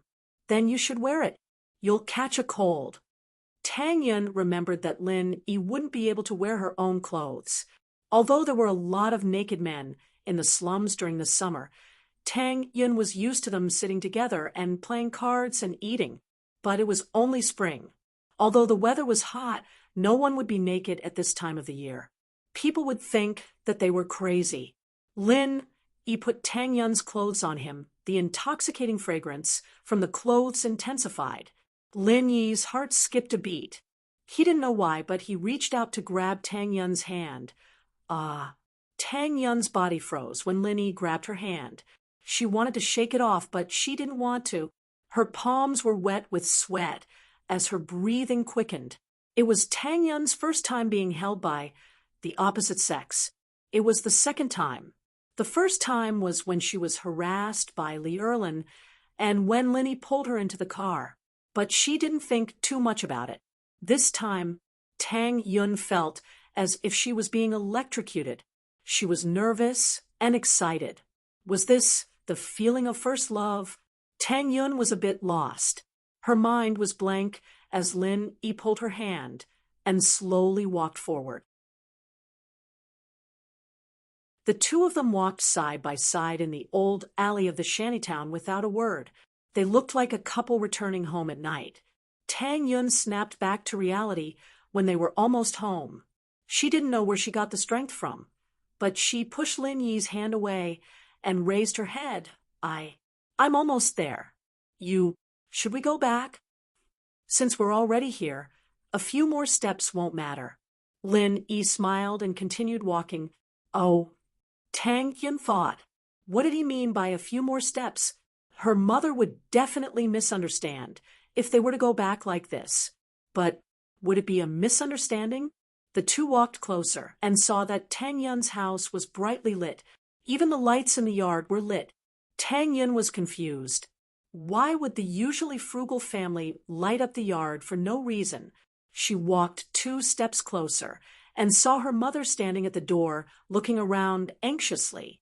Tang Yun subconsciously called out, "Mom," but she regretted it after yelling. Lin, he was still next to her. Although the two had let go of each other, they were still together at this late. Tang Yun wanted Lin Yi to walk her to the door and then leave. That way, her mother wouldn't be able to see him.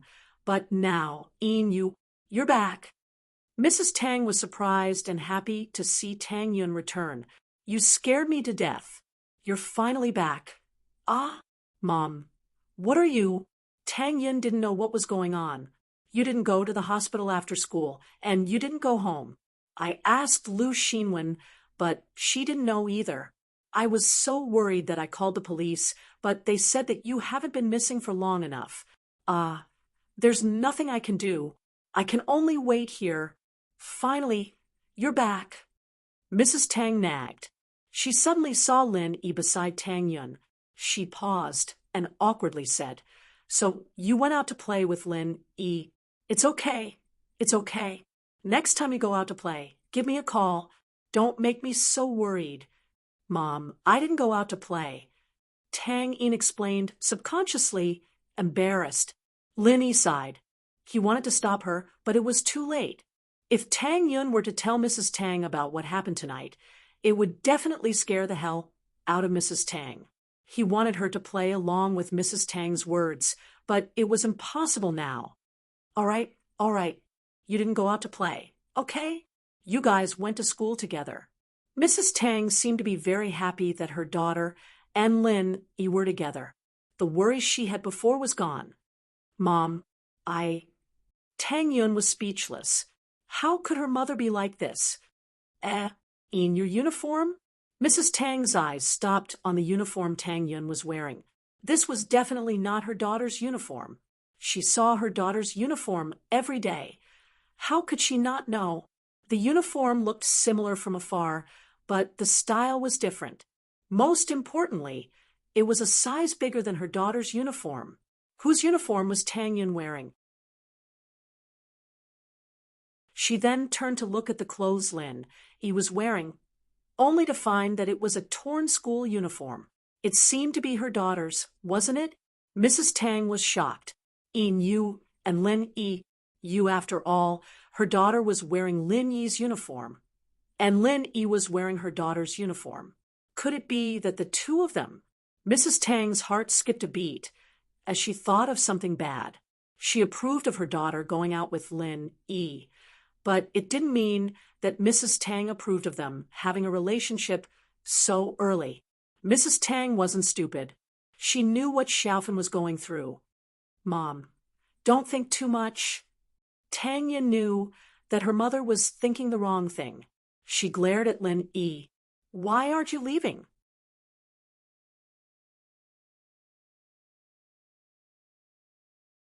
Chapter 235. Chapter 235. Tang Yin's prank. Mrs. Tang had wanted to stop Lin Yi and ask him how he wanted to treat her daughter, but her daughter chased her away. She sighed helplessly. All right, come visit when you're free. Lin Yi really couldn't stay for long.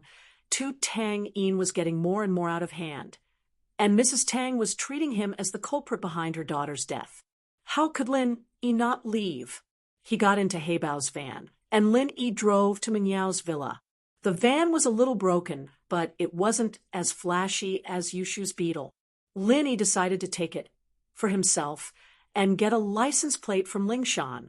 Getting Huaijuan to do something for him was just a matter of a word, but he still wanted Lingshan. He'd helped this girl out so many times, and if she didn't want to do something for him, he'd just ignore her from now on. It was only after Lin Yi left that Tang Yin grabbed her mother's hand. Mom, what are you doing? What do you mean, what? Yin, this is a big deal. What if he doesn't take responsibility? Mrs. Tang panicked. Why are you so dumb? Haven't you learned your lesson from Fun? Tang Yin looked at her mother's nervous face, and for some reason, a mischievous thought popped up in her head. Weren't you the one who told me to be friends with Lin Yi? Why are you blaming me now? Mrs. Tang was speechless. She was right. She was the one who'd encouraged her daughter to be friends with Lin, and now she was blaming her daughter? Mrs. Tang felt a wave of sadness wash over her at the thought. She thought that Lin Yi was from a good family, and that her daughter wouldn't be at a disadvantage if she followed him. But now that something like this had really happened, she was starting to panic. Tang Yin wasn't in the mood to continue joking after seeing her mother's expression. All right, Mom. It's not what you think. Ha! Mrs. Tang paused. Aren't you? It's not that, Mom. Actually, I was captured by bad guys today, and Lin Yi saved me. Tang Yin didn't hide anything as she told her mom about how she was almost killed by So Roaming. She also told her mom about how she was drugged and how Lin Yi saved her. She lowered her head in embarrassment when she told her mom that she was the one who tore off her clothes. It's not that, Mom. I actually got caught by bad guys today. Lin Yi saved me. Mrs. Tang was shocked and angry at the same time when she heard that So Roaming almost killed her. She hugged Tang Yin. It's all Mom's fault. I can't protect you. Mom, don't say that. You've already given me enough. Tang Yin wasn't an immature child. She knew that her mother had been working hard for the family. That So Roaming is such a jerk. Thank goodness we had Lin Yi, or else. Sigh. Mrs. Tang said, a little scared. But do you think Lin Yi didn't do anything to you in that situation? Yeah. Tang Yin nodded. This was the reason why her impression of Lin Yi had changed. It was also because of this that Tang Yin didn't hate him anymore. He was different from people like So Roaming and Pin Liang. Then I've wronged you. Mrs. Tang was confused. There was no reason for Lin Yi to reject a situation like this. Why did he reject her? What did that mean? Lin Yi doesn't like you. Mrs. Tang suddenly thought of a possibility. Perhaps Lin Yi didn't like Tang Yin at all. It was all wishful thinking. Tang Yin paused. Mom, why do you ask? Why would he reject you if he liked you? I've been around your age, and I understand how young people think. It's the only possibility that he could reject me in that situation. Mrs. Tang analyzed. Mom, don't ask so many questions. Tang Yin shook Mrs. Tang's arm. Embarrassed. Why can't I ask so many questions? Of course I have to know what you're doing. Mrs. Tang was getting more and more nervous. If Lin Yi didn't like her daughter, then wouldn't their family continue to be poor? He said that as long as I agree to go out with him, Tang Yun was so embarrassed that she ran back into the house, ignoring her mother who was standing there. Oh, Mrs. Tang was glad to hear that, but she shook her head. Lin E isn't a bad kid. He'll treat Ian well in the future. Mrs. Tang was happy at that thought. Songshan's first People's Hospital, an ICU room. Lingshan and a couple of police officers were sitting in front of an office table. Lingshan frowned as she looked at her colleagues helplessly. Do you guys have any ideas? Heibao had woken up, but he didn't say anything about the sudden increase in strength. It was as if he could do whatever they wanted with him, and Lingshan couldn't do anything about it. After all, Heibao's sudden increase in strength had nothing to do with the case, and Lingshan couldn't force him to say anything if he didn't want to talk about it. She was just curious. Boss Song, I think we should just let it go. He doesn't have any strength now, and there's nothing we can do if he doesn't want to talk about it. This has nothing to do with the case, and we'll just send him back to the jail and close the case. A subordinate suggested. He was making sense after all. And Lingshan couldn't look into things that had nothing to do with the case. Just as Lingshan was struggling, a police officer came running out of the room. Captain Song, he said. He said? What did he say? Lingshan asked. He said that he used some kind of pill a long time ago, and that he could use it to push his strength to its peak any time he wanted, but it wouldn't be long before he returned to normal. The officer said.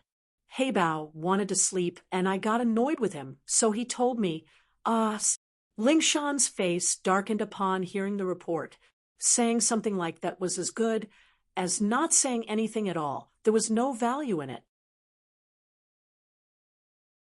But Heibao really wasn't lying.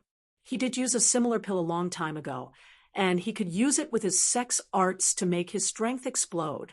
Lingshan thought about how weak Heibao was right now and decided to believe him. There was nothing she could do about it. Heibao had indeed been crippled by Lin Yi, and if it weren't for the fact that he'd lost a level, she wouldn't believe that Lin Yi was that strong.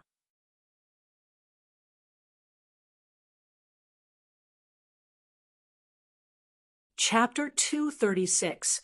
I'm looking for thief Lin Lin. He parked the van in front of Meng Yao's villa, right next to Yushu's beetle. The beetle was suitable for carrying Meng Yao or Yushu out on business, but the van had a lot of uses. Lin Yi was planning on going to his room to change his clothes after entering the villa, but Meng Yao and Yushu were watching TV in the living room. They froze when they saw Lin Yi walk in. Lin Yi, what are you doing? Acting like a gangster? Meng Yao looked at Lin Yi, confused. Didn't you invite Pin Liang for dinner? What happened to you? Don't talk about it. I'll change my clothes first. Lin Yi said as he walked to his room. That guy wanted to mess with me. He got someone to teach me a lesson. And now I'm like this. Lin Yi didn't want to talk too much about Tang Yin's situation, only saying that Pin Liang wanted to get someone to deal with him. And that's why his clothes were like this. Yushu looked at Lin Yi's back, confused. Meng Yao, on the other hand, wasn't paying attention to Lin Yi at all. Lin Yi took off Tang Yin's uniform, wanting to throw it away, but decided to put it in the closet after some hesitation. It was Tang Yin's clothes, after all, and while Lin Yi didn't have the hobbies of collecting things used by pretty girls, Lin Yi felt that if he were to get closer to Tang Yin in the future, it'd be a memento. After taking a shower, Lin Yi walked out of his room with a new set of clothes. Shield bro, tell me, what's fun today? Yushu was a curious baby, always wanting to get to the bottom of things. She wouldn't stop asking questions whenever she saw Lin Yi. It's nothing, Pin Liang just doesn't like me. He wanted to teach me a lesson, but he never got the chance.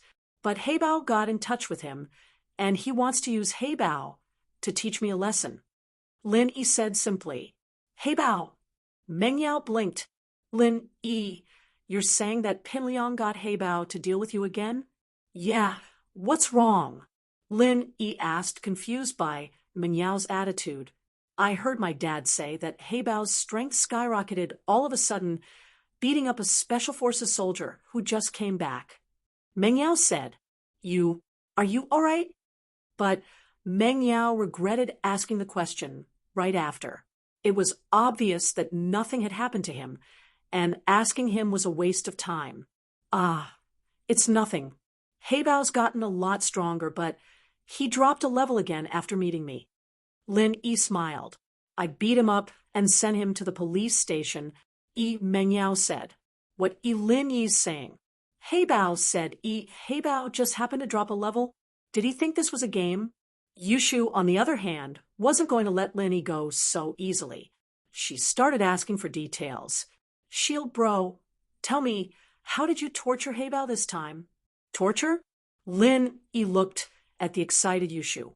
So this girl had a tendency? Lin Yi, of course, couldn't tell her the details, but who didn't know how to bullshit? Yushu couldn't believe her ears as she listened to a random scene of a fight. All right, Shu, let's go to bed. Don't listen to violent stuff all the time. It's bad for your soul. Mengyao wasn't too interested in what Lin Yi was talking about. She wasn't as curious as Yushu was. Heibao's life or death had nothing to do with her. But I like it, Yao Yao. It sounds like a storytelling. Yushu said, All right, I'm done. It's time to sleep. It's not pretty if you don't get enough sleep.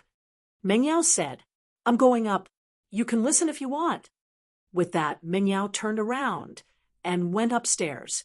Yushu stuck her tongue out at Lin Yi. Shield bro, tell me another day then. Another day? I don't have time. Lin Yi shook his head. He didn't have the time to tell a story to a curious child. The clothes you're wearing today aren't yours. Hee. With that, Yushu ran after Mengyao. Wait for me, Yao Yao. Lin Yi paused, a bitter smile on his face. He'd thought that the toilet paper incident and Yushu were even. He'd seen her asking for toilet paper at school, so she wouldn't use the word toilet paper to threaten him anymore. They were pretty much the same after all. What he didn't expect was that the toilet paper incident was followed by a school uniform incident right after that. This girl's observation skills weren't just average. With a shake of his head, Lin Yi went back to his room. In the North District, in a 2-story building, a blood-curdling scream came from within. This was something Lin Yi hadn't foreseen. Originally, Lin Yi just wanted to throw Pin Liang up there and let Zhou Ruoming pretend that Pin Liang was Tang Yun in the dark, kissing him to disgust him, but things changed quickly, and Pin Liang's tragedy was even worse.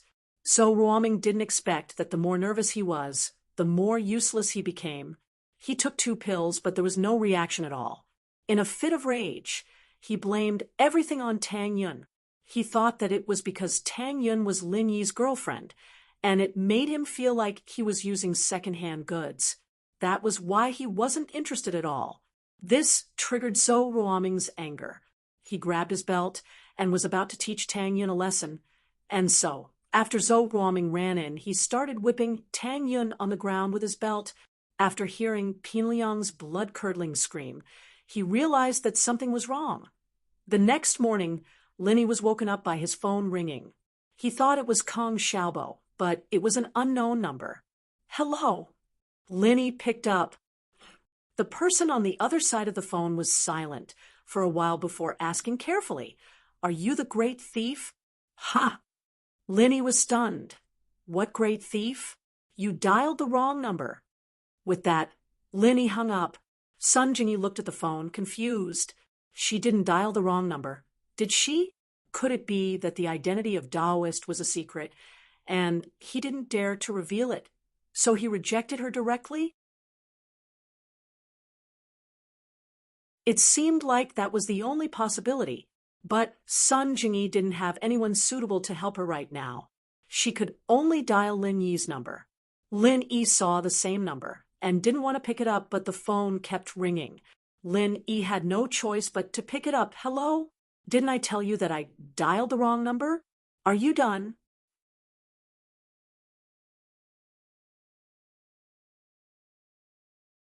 Chapter 237.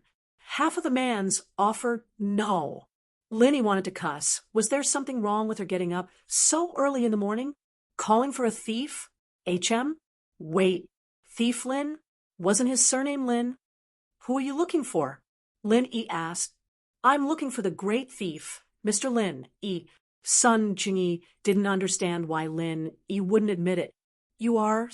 Lin Yi sweated this call really was for him. But since when did he become a great thief? I'm Sun Jingyi. Do you remember that day at the Floating Cloud Bar? Sun Jingyi was afraid that Linny would hang up again, so she blurted it all out in one breath. Oh, so it's you? The image of Sun Jingyi's elegant and mature figure appeared in Lin Yi's mind. What's up? I want to ask you to come out of retirement, Sun Jingyi said carefully. Come out of retirement? Don't tell me you're still pretending to be your boyfriend? Lin Yi was startled. This Sun Jingyi was pretty interesting coming up with the phrase, come out of retirement. But this girl was pretty dumb, too. He lied to her about being a great thief, and she actually believed him? No, I have something else I need your help with, Sun Jingyi said. I want you to help me steal a document from a company. Steal a document? Lin Yi was startled. Did this girl really think of him as a great thief? Steal a document? Yes, Lin Yi, can you help? I can pay you a lot. Sun Jingyi said. Oh. Lin Yi was about to refuse, but he changed his mind when he heard Sun Jingyi say a lot. Steal what document? How much are you going to pay? Lin Yi was in dire need of money right now. Although Pingzhan had given Lin Yi a credit card with unlimited overdrafts, Lin Yi always felt like he was living off a woman. Moreover, Lin Yi didn't know how to spend the money as he pleased. For example, Lin Yi could use his own money to pay for Xiaofan's medical fees, but if he used his credit card, it would be troublesome if Faubert asked about it. Therefore, Lin Yi intended to make a sum of money as soon as possible. Moreover, his business plan required a large sum of money. Even if he had a few formulas and Shuamin's reputation, it wouldn't be easy to start a company and build a factory. He would need a lot of money to start a company. It's a video of an employee of my company giving a commission to a supervisor of a company. Jingyi said, you know that my company is in the trades commissions and rebates aren't a secret in the industry, but a competitor took a video of it and was planning to leak it to the media. Jingyi said, oh, and then Lin Yi listened to Sun Jingyi's explanation and roughly understood the situation. It wasn't anything complicated. This way, the company will be punished and its reputation will be damaged, Sun Jingyi said. Then they must have some conditions to threaten you, right? You didn't agree to their conditions and instead asked me to steal the information at a high price. Why do I feel like you're asking for something far away? There was one more thing that Lin Yi didn't say. Did she think that the price of stealing the information from him would be lower than the other party's conditions? Master Lin's price was never low. Did Sun Jingyi really think that it would be the same as last time, 1,000 yuan? The other party's conditions. Sun Jingyi clenched her teeth. It wasn't that she hadn't contacted the company before, but the boss had said that if she slept with him for a night, the incident would be over, and the video would be returned to her. But how could Sun Jingyi agree to that? How about this? I'll take 50% of their conditions. I'm a very fair person, and I don't cheat anyone. Lin Yi said, I still have things to do. Call me when you're done. Lin Yi saw Sun Jingyi's hesitation and hung up. They'd only met once. Did this girl think he was a laborer? There was a fee for leaving the mountain. Pin Liang limped into the classroom, his eyes filled with hatred as he looked at Lin Yi's seat coldly. But he didn't dare show it. Heibao Bro had been sent to prison by Lin Yi again. Moreover, he had been beaten into a half-cripple. Pin Liang had heard about this since last night. Fabai was a well-known figure in Songshan, and naturally he had friends in the police department. He didn't know how Lin Yi beat up Heibao Bro and sent him to prison, but Lin Yi's strength was not to be underestimated. Heibao Bro had reached the peak of the late phase of the golden class and could even walk on walls, but he was defeated by Lin Yi again. Just how strong was Lin Yi? If he didn't take revenge, he wouldn't be a man. The humiliation Pin Liang had suffered last night was something he would never be able to remember for the rest of his life. And it was all thanks to Lin Yi. Lin Yi, as soon as I get the chance, I'll make you regret being born into this world. Pin Liang clenched his fists. Boss, I'm really sorry for last night. I couldn't take care of Sis-in-law Tang Yun. Kong Xiaobo blamed himself. It's not your fault. There's probably something wrong with that taxi. Linny said, "Oh, right. How are you? Are you okay?" "I'm fine. They probably didn't do anything to me." Kong Xiaobo said, "Oh, right, boss. What happened after you and Pin Liang had dinner yesterday? Why is he limping today? Hemorrhoids?" Pfft. Lin Yi's eyes widened in shock. Was this so roaming blind? Did he think that Pin Liang was Tang Yin? How else could it have this effect? Lin Yi speculated maliciously. Who knows? Yesterday Pin Liang called He Bao over to deal with me again, but I sent him to the police station again. Lin Yi explained, and didn't mention Tang Yun's capture. Lin Yi didn't want to talk about Tang Yun. Kong Xiaobo also saw that Lin Yi didn't want to talk about it, so he didn't ask anymore. The most important thing was that Tang Yun was safe. "Oh, right, boss, do you think Fun and I, are we compatible?" Kong Xiaobo had been thinking about this question for the past few days, and it made him feel lost. If it was love at first sight, it would be more accurate to say that Kong Xiaobo fell in love with Fun's beauty. Although it wasn't as beautiful as Tang Yun, it was enough to shock Kong Xiaobo. After knowing what happened to Fun, Kong Xiaobo felt pity for this girl from the bottom of his heart, especially when he saw Fun's helpless and pitiful expression. It gave Kong Xiaobo the urge to protect her for the rest of her life. This was also the reason why Kong Xiaobo was so passionate these past few days. 18 years old was an age where one could go through fire and water for love. But after the impulse, Kong Xiaobo had to think deeply about his and Fun's future.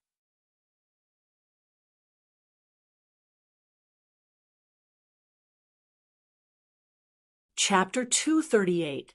Tang Yun has a date. Kong Xiaobo wanted to know if he really liked Xiao Fun, or if it was just a moment of impulsiveness. So he asked Lin Yi for advice. It's too early to think about this. Lin Yi naturally knew what Kong Xiaobo was conflicted about. He patted his shoulder. Right now, it's not about whether you two are compatible or not. It's about whether Xiao Fun will accept you or not. That's right. Kong Xiaobo was reminded by Lin Yi, and he suddenly realized that it was all his wishful thinking. He wanted to be with Xiao Fun, but Xiao Fun might not be able to be with him. If you really have feelings for her, you can try to interact with her. As time goes by, you will naturally be able to confirm your feelings. Linny said, but no matter what decision you make, you must not hurt Xiao Fun. You can afford to hurt her, but she can't. Don't worry, boss. I understand. I won't tell Fun about this until I'm absolutely sure of my own feelings. Xiaobo said with a sigh of relief. Tang Yun didn't sleep well last night. She was chatting with her mother for the first half of the night. Although it was a chat, it was all about Lin Yi. Tang Yun's head was spinning, and she didn't dare to say anything wrong. Her mother finally fell asleep, and Tang Yun wasn't too sleepy anymore. She remembered that Lin Yi's clothes were still with her, so she got up and helped Lin Yi wash them. The next day, she brought the clothes to school, but she was troubled. How was she going to give the clothes to Lin Yi? Send it directly to his class? Wouldn't people misunderstand? After the first class, Tang Yun held the clothes in her hands, hesitating if she should give it to Lin Yi. She wanted to stand up a few times, but she sat back down. Tang Yun was angry at herself. Why couldn't she be more decisive? What's the big deal with giving him clothes? But if she asked for a formula from Lin Yi, the whole school would be in an uproar. If she gave the clothes to Lin Yi, what would people say? They might even think that she and Lin Yi were sleeping together. Tang Yun flinched at the thought of that. Right, she could ask Lu Xinwen for help.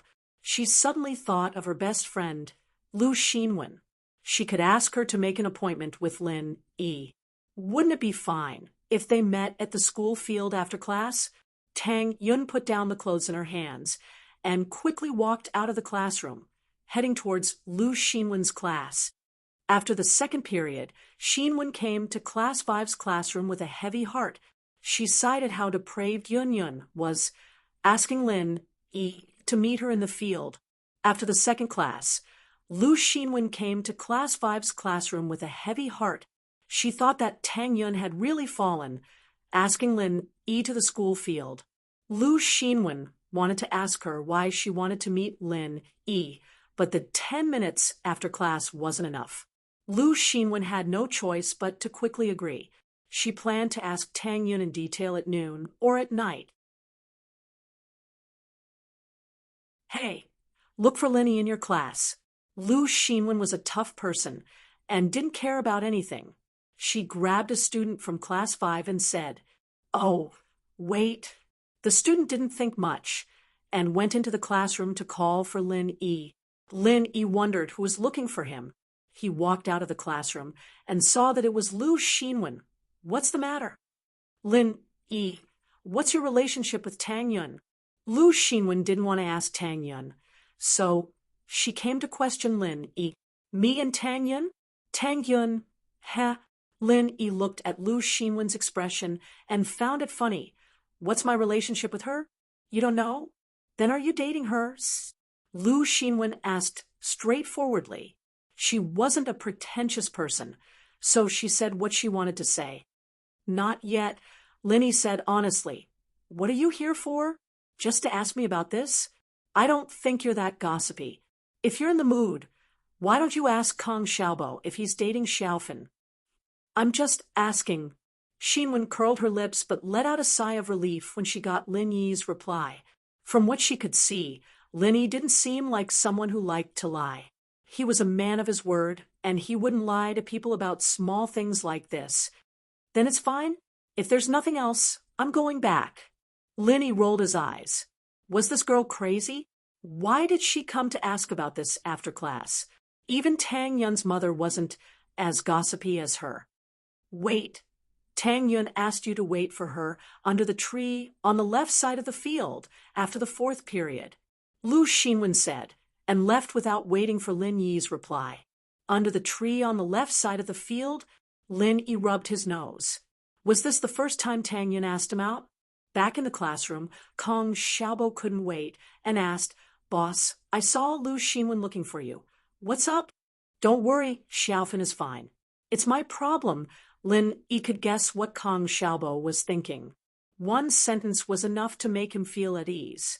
Hearing that it wasn't Xiaofan's problem, Kong Xiaobo nodded and didn't ask any more.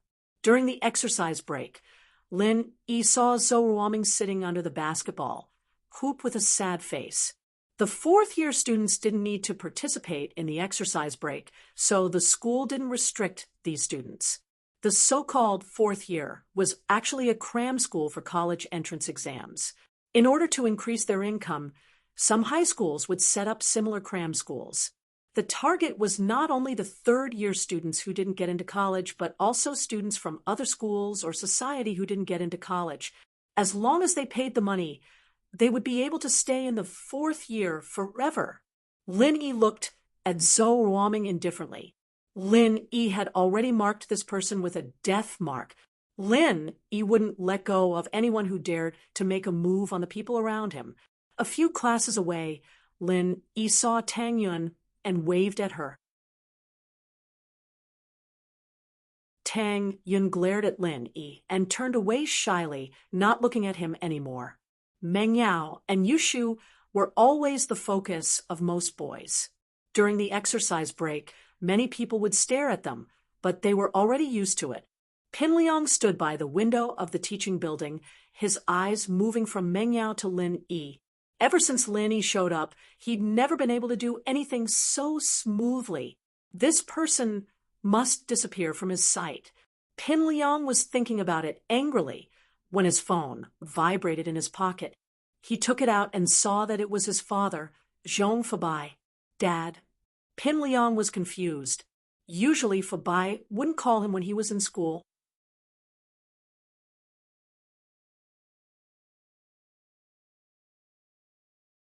Chapter 239. Chapter 239. The girl under the tree Fabai called to confirm Pin Liang's intentions to see if he was going to meet Heibao. "Heibao, bro's looking for me?" Pin Liang paused before agreeing without hesitation. "I'll meet him." Not only did he fail to kill Lin Yi this time, but he even sent Heibao Bro to jail once more. This made Pinliang hate Lin Yi to the core. He wanted to ask Heibao Bro what Lin Yi was capable of, to be able to make Heibao Bro suffer again. All right, I'll pick you up at school later at noon. Don't tell anyone about this. Fabai relaxed a little at Pinliang's words. He was worried that his son wouldn't know any better and wouldn't meet Heibao. It'd be bad if Heibao wasn't happy about it. But Pinliang's straightforwardness surprised Fabai a little. Got it, Dad. Pinliang hung up the phone and clenched his teeth as he clutched his wounds. He was unconscious yesterday, but was woken up by a slap with a belt. Pinliang had never been beaten like this before, and it shocked and angered him at the same time. He realized that he'd been tricked by Lin Yi after he asked for the reason. So Ruoming had mistaken him for Tang Yun, and while Pinliang was annoyed, he was glad that So Ruoming had beaten him up. What if So Ruoming had hugged him and called him Tang Yun? Wouldn't that be disgusting? The more Pinliang thought about it, the more he felt that Lin Yi was despicable. Fourth period ended, and Lin Yi stood up in a hurry to go to his appointment. Xiaobo called out to him, "Boss, are you going to the washroom?" "I'm not going." Lin Yi was speechless. "Then why don't you come with me?" "I'm going," Kong Xiaobo said. "I'm going on a date." "You go by yourself." Lin Yi patted Kong Xiaobo's shoulder. Why was this guy so annoying today? Why was he asking him to go to the washroom? Then hurry up and go. Only then did Kong Xiaobo react. He was a little embarrassed. "Boss, I'll talk to you at noon." "Actually, I have something to talk to you about." "Then let's talk at noon." Lin Yi quickly ran out of the classroom. He didn't know if Tang Yun was in a hurry because of Kong Xiaobo. At noon, the sun shone brightly on the open sports field.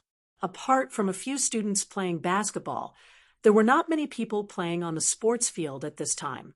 So Ruoming made a layup, but he suddenly saw Lin Yi walking out of the building. He lost his balance and fell to the ground. The basketball in his hand also flew to the side. He had already developed some psychological trauma towards Lin Yi. This guy was not human. Although there was no evidence to prove that it was Lin Yi who did it, was there still a need for evidence? There was no need at all. Heibao Bro was nowhere to be found, and Pinliang was knocked out and left at Tang Yun's place. If this wasn't Lin Yi's doing, then was it Superman? Was it Ultraman? So Ruoming didn't expect Lin Yi to be this strong.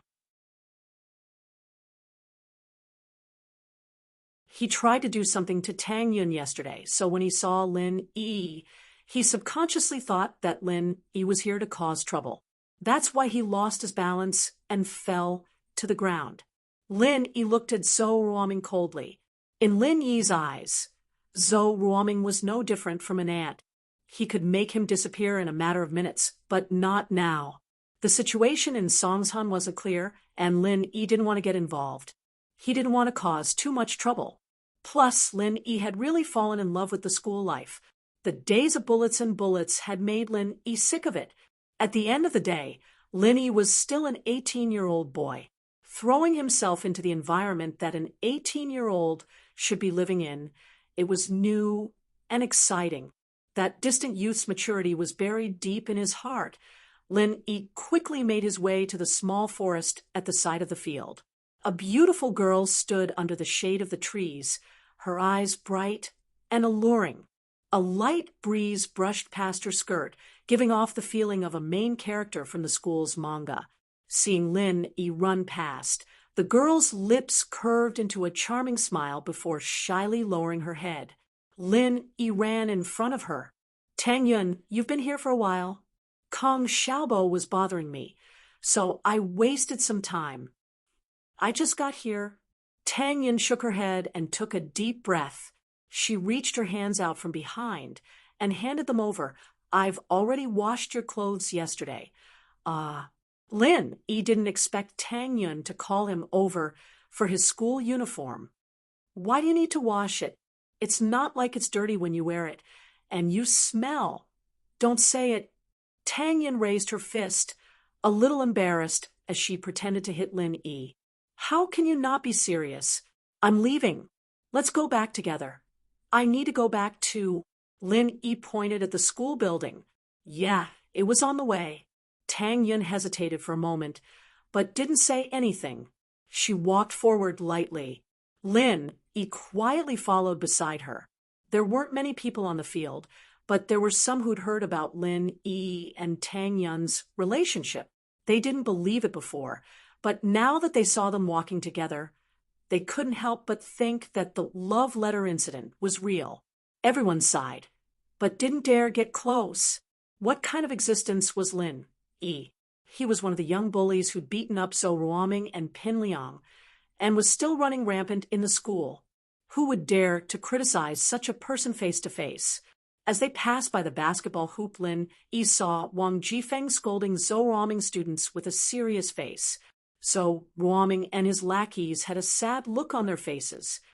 You're here to prepare for the university entrance exams, but you only play basketball and smoke. What are you doing here? If you don't want to study, then get the hell out of here. There's a limited number of people who want to come. Wang Jifeng was in charge of the fourth-year cram school, and he had the power to kick out any student he wanted. These students weren't students themselves, so he didn't need to report to the school or the education bureau.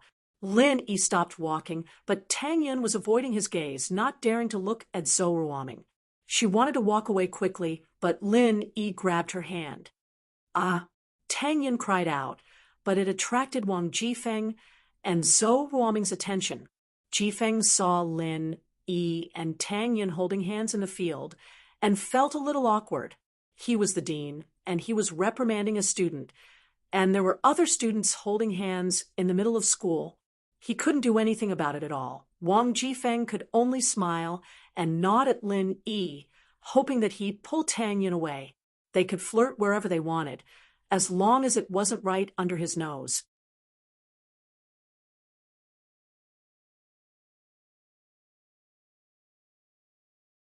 Chapter 240. Face slap. Dean Wang, do you mind if I take up a minute of your time? Lin Yi smiled at Wang Jifeng. I don't mind. It's fine. It's fine. Wang Jifeng was troubled.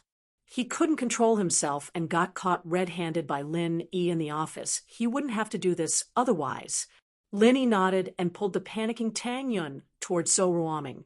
Tang Yun tried to pull her hand out of Lin Yi's grasp, but she wasn't as strong as he was. Tang Yun was stupefied at this point. Holding hands with a boy in front of the dean was something she didn't even dare think about.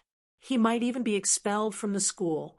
But the dean didn't seem to notice it at all. He was still treating Lin Yi with that kind, friendly face of his. Truth be told, Tang Yun was afraid of Zhou Ruoming from the bottom of her heart. It was a fear that came from the heart. Zhou Ruoming did things without a care in the world, and she didn't know what Zhou Ruoming would do to her next. But she didn't feel that way towards Lin Yi, not in the past, and definitely not now. Slap. A loud slap landed on Zhou Ruoming's face. Wang Jifeng was shocked, and so were Zhou Ruoming's lackeys. Even Tang Yun looked at Lin Yi in disbelief. Did he just slap Ruoming in front of the dean? Zhou Ruoming's eyes were filled with hatred and fear after the shock. Zhou Ruoming was truly afraid of Lin Yi. The kid was too ruthless, and not just any normal kind of ruthless person. I slapped you to wake you up. Tang Yun is my woman. If you try anything on her again, I'll make you disappear from this school. Lin Yi's words were ambiguous. Disappear from the school.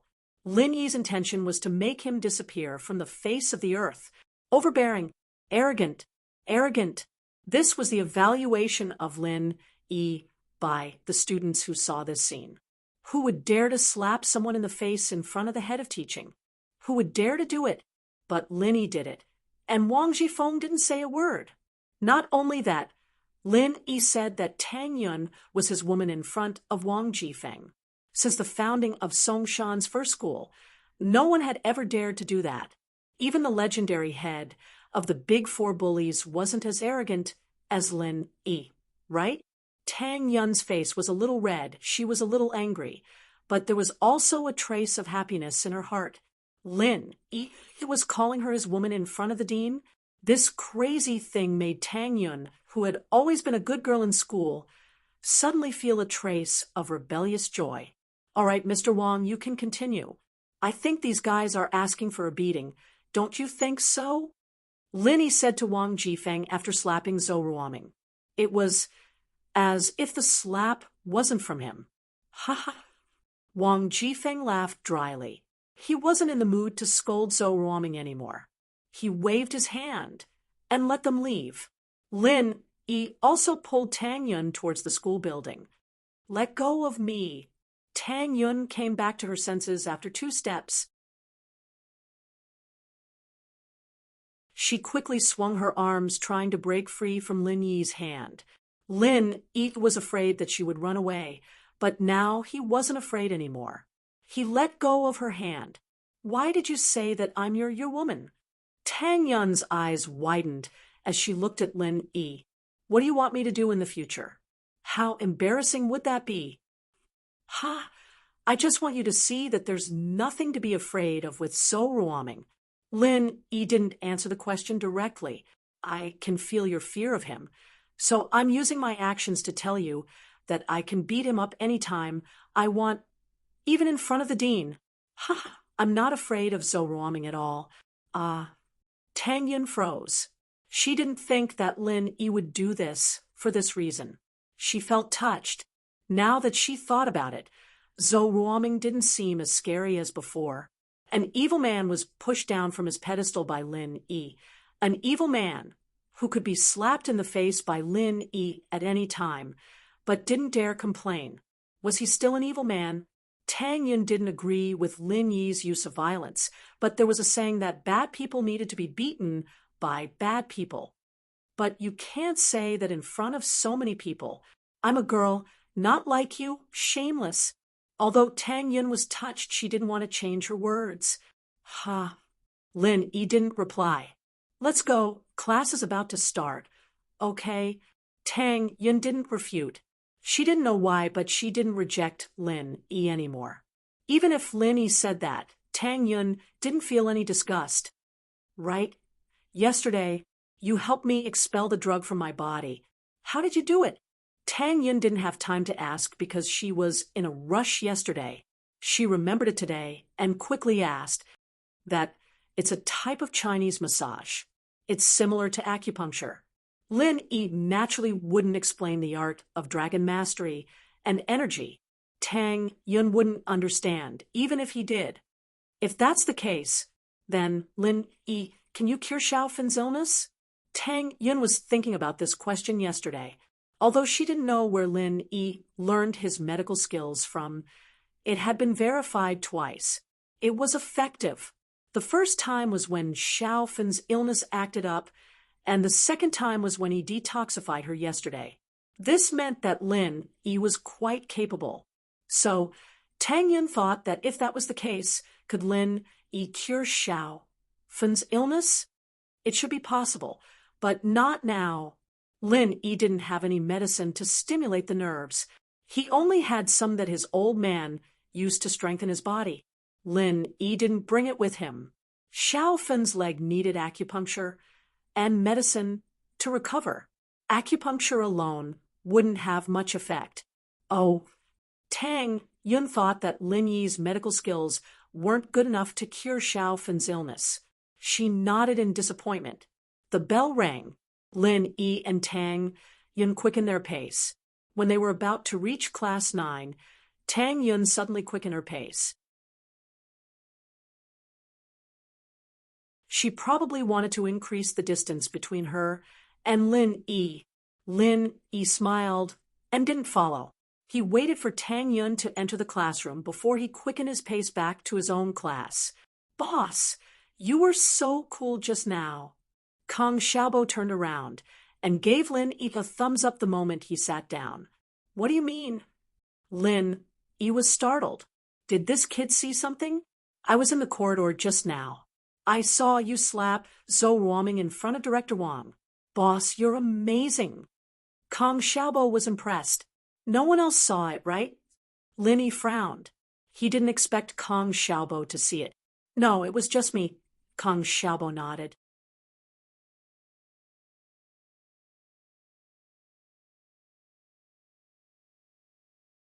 Chapter 241.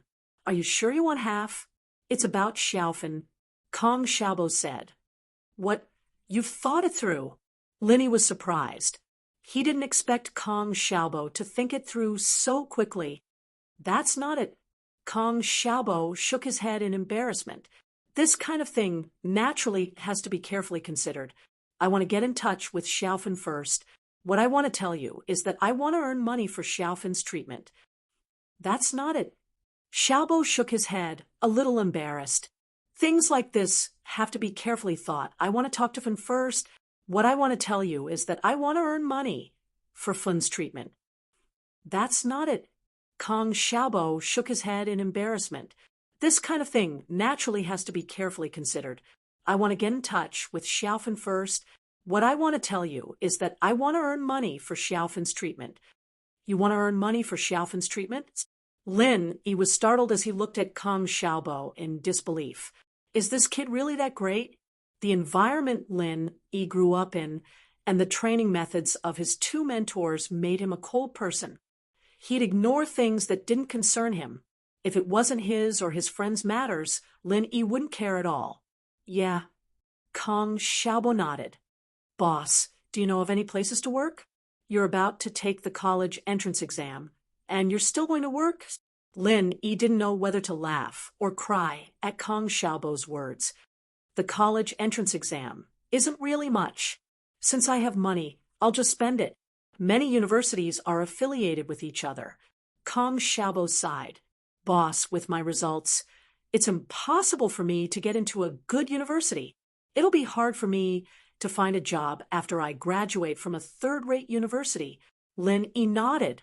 Kong Xiaobo's words made sense, but they weren't completely correct. But that salary isn't even enough to pay for Xiaofan's treatment, let alone the affiliated school. Lin Yi wasn't trying to attack Kong Xiaobo, but that was how the labor market was. A salary of 2,000 to 3,000 a month was already considered high. Kong Xiaobo was a little disappointed by Lin Yi's words. He had to admit that Lin Yi was right. The money he earned from working was just a drop in the bucket. My grandfather is old-fashioned. If he had opened a pharmaceutical factory, I wouldn't be like this. My second grandpa's family has registered the patent for the prescription, so I can't even sell it now. Lin Yi didn't say anything, but a plan was brewing in his mind. During the lunch break, Lin Yi and Kong Xiaobo were having lunch in the school cafeteria. Lin Yi received a call from Sun Jingyi again. Lin Yi, have you thought it through? Can you help me? Sun Jingyi's voice sounded a little anxious. If it wasn't an emergency, she wouldn't be in such a hurry. Miss Sun, I think it's you who hasn't thought it through. Do you agree to my conditions? Asked Lin Yi. Your conditions. Sun Jingyi suddenly remembered that the conditions Lin Yi said in the morning were half of the other party's conditions. At that time, Sun Jingyi thought he was joking, so she didn't take it seriously. Now that she heard Lin Yi still say this, she asked curiously, Are you sure? I'm sure. I'm honest. Lin Yi said, This is the rule of the great thief. This is my ancestral teaching. If you can't accept it, then don't talk about it. I still have to eat. Wait, Lin Yi, where are you? I'll treat you to a meal. Let's not talk about it. Sun Jingyi was afraid that Lin Yi would hang up the phone again, so she said quickly, Oh, then you wait for me at the snack street behind Songjiang First High School. I'm there. Lin Yi naturally wouldn't refuse the money that came to him. Well, I'm coming now. See you in 10 minutes. After Sun Jingyi finished, she simply hung up the phone. Bro, do you have something? Kong Xiaobo also heard Lin Yi's phone call, but he didn't understand what Lin Yi said. And, you eat first. I'm going out to do something. After Lin Yi finished, he got up and walked out of the cafeteria. 10 minutes later, Lin Yi saw Sun Jingyi at the snack street. Sun Jingyi was driving a red Audi A4L. Lin Yi was slightly surprised. He didn't expect Sun Jingyi to have a car. She seemed to have taken a taxi to the bar that day. But thinking about it, who would drive to the bar? How would they drive a car when they were drunk? Lin Yi didn't wear his school uniform today. His school uniform was with Tang Yun. So, when Sun Jingyi saw him here, she only thought that Lin Yi was eating nearby. She wouldn't have thought that he was a student of Songjiang First High School. Get in the car. Sun Jingyi waved to Lin Yi. Lin Yi opened the door of the passenger seat and sat in. Lin Yi looked at Sun Jingyi. Compared to the elegance at the bar that day, Sun Jingyi today was more capable and steady. She wore a white-collar business suit, which made her look more dignified. Where are we going to eat? Sun Jingyi also noticed Lin Yi's gaze, but she didn't care. Instead, she was a little proud, little handsome. You like me? Why don't you help me? You're only 20 years old, Lin Yi said faintly. Do you think you can pretend to be a sister just by putting your hair up? Sun Jingyi almost exploded from Lin Yi's words. She almost got into a car accident. How did you know? You deliberately dressed up more mature for business. Lin Yi didn't answer directly. Lin Yi was proficient in traditional Chinese medicine. He could estimate a person's approximate age from details such as a person's face and neck, but he couldn't tell this to Sun Jingyi. Okay, little handsome, but you have to admit that I'm still older than you. Sun Jingyi didn't want to talk about the previous topic with Lin Yi. Talking to this man, she would always be at a disadvantage. Sun Jingyi had to adjust her mentality. 2 years older than me. It's not considered old. A woman 3 years older can carry a golden brick. You're not even 3 years older. Lin Yi shook his head. Your age is very awkward. You're neither too old nor too young. It happens to be in the range that I'm not interested in. Sun Jingyi's eyes widened. Isn't this guy's words too irritating? You're not interested if you're not 3 years older or 2 years older. Tell me, what do you want to help me? Sun Jingyi clenched her teeth. If she didn't really have something to do with Lin Yi, she would have kicked him out of the car. Help you? It's very simple. I've already said the conditions. It's up to you to agree. Lin Yi adjusted himself to a comfortable position. Sun Jingyi's car should rarely have men sitting in it. The gap in the front row was not big. Do you know what the other party's boss put forward? Sun Jingyi was a little dumbfounded. What conditions? It must be more difficult for you to accept than your so-called high price to invite me out of the mountain. I don't know his price. How do I know if what you give me is a high price? Asked Lin Yi. Then are you sure that you want to take half of the other party's conditions as a reward? Sun Jingyi suddenly thought of a brilliant plan. She blinked her sly eyes like a little fox. I'm sure. This is the rule set by my master. Lin Yi nodded and said seriously, Your master is also a great thief? Sun Jingyi was a little curious. What about your master? That you're tuning in to the Mystic Fist YouTube channel. Don't forget to subscribe and join us on this journey to catch the most captivating stories.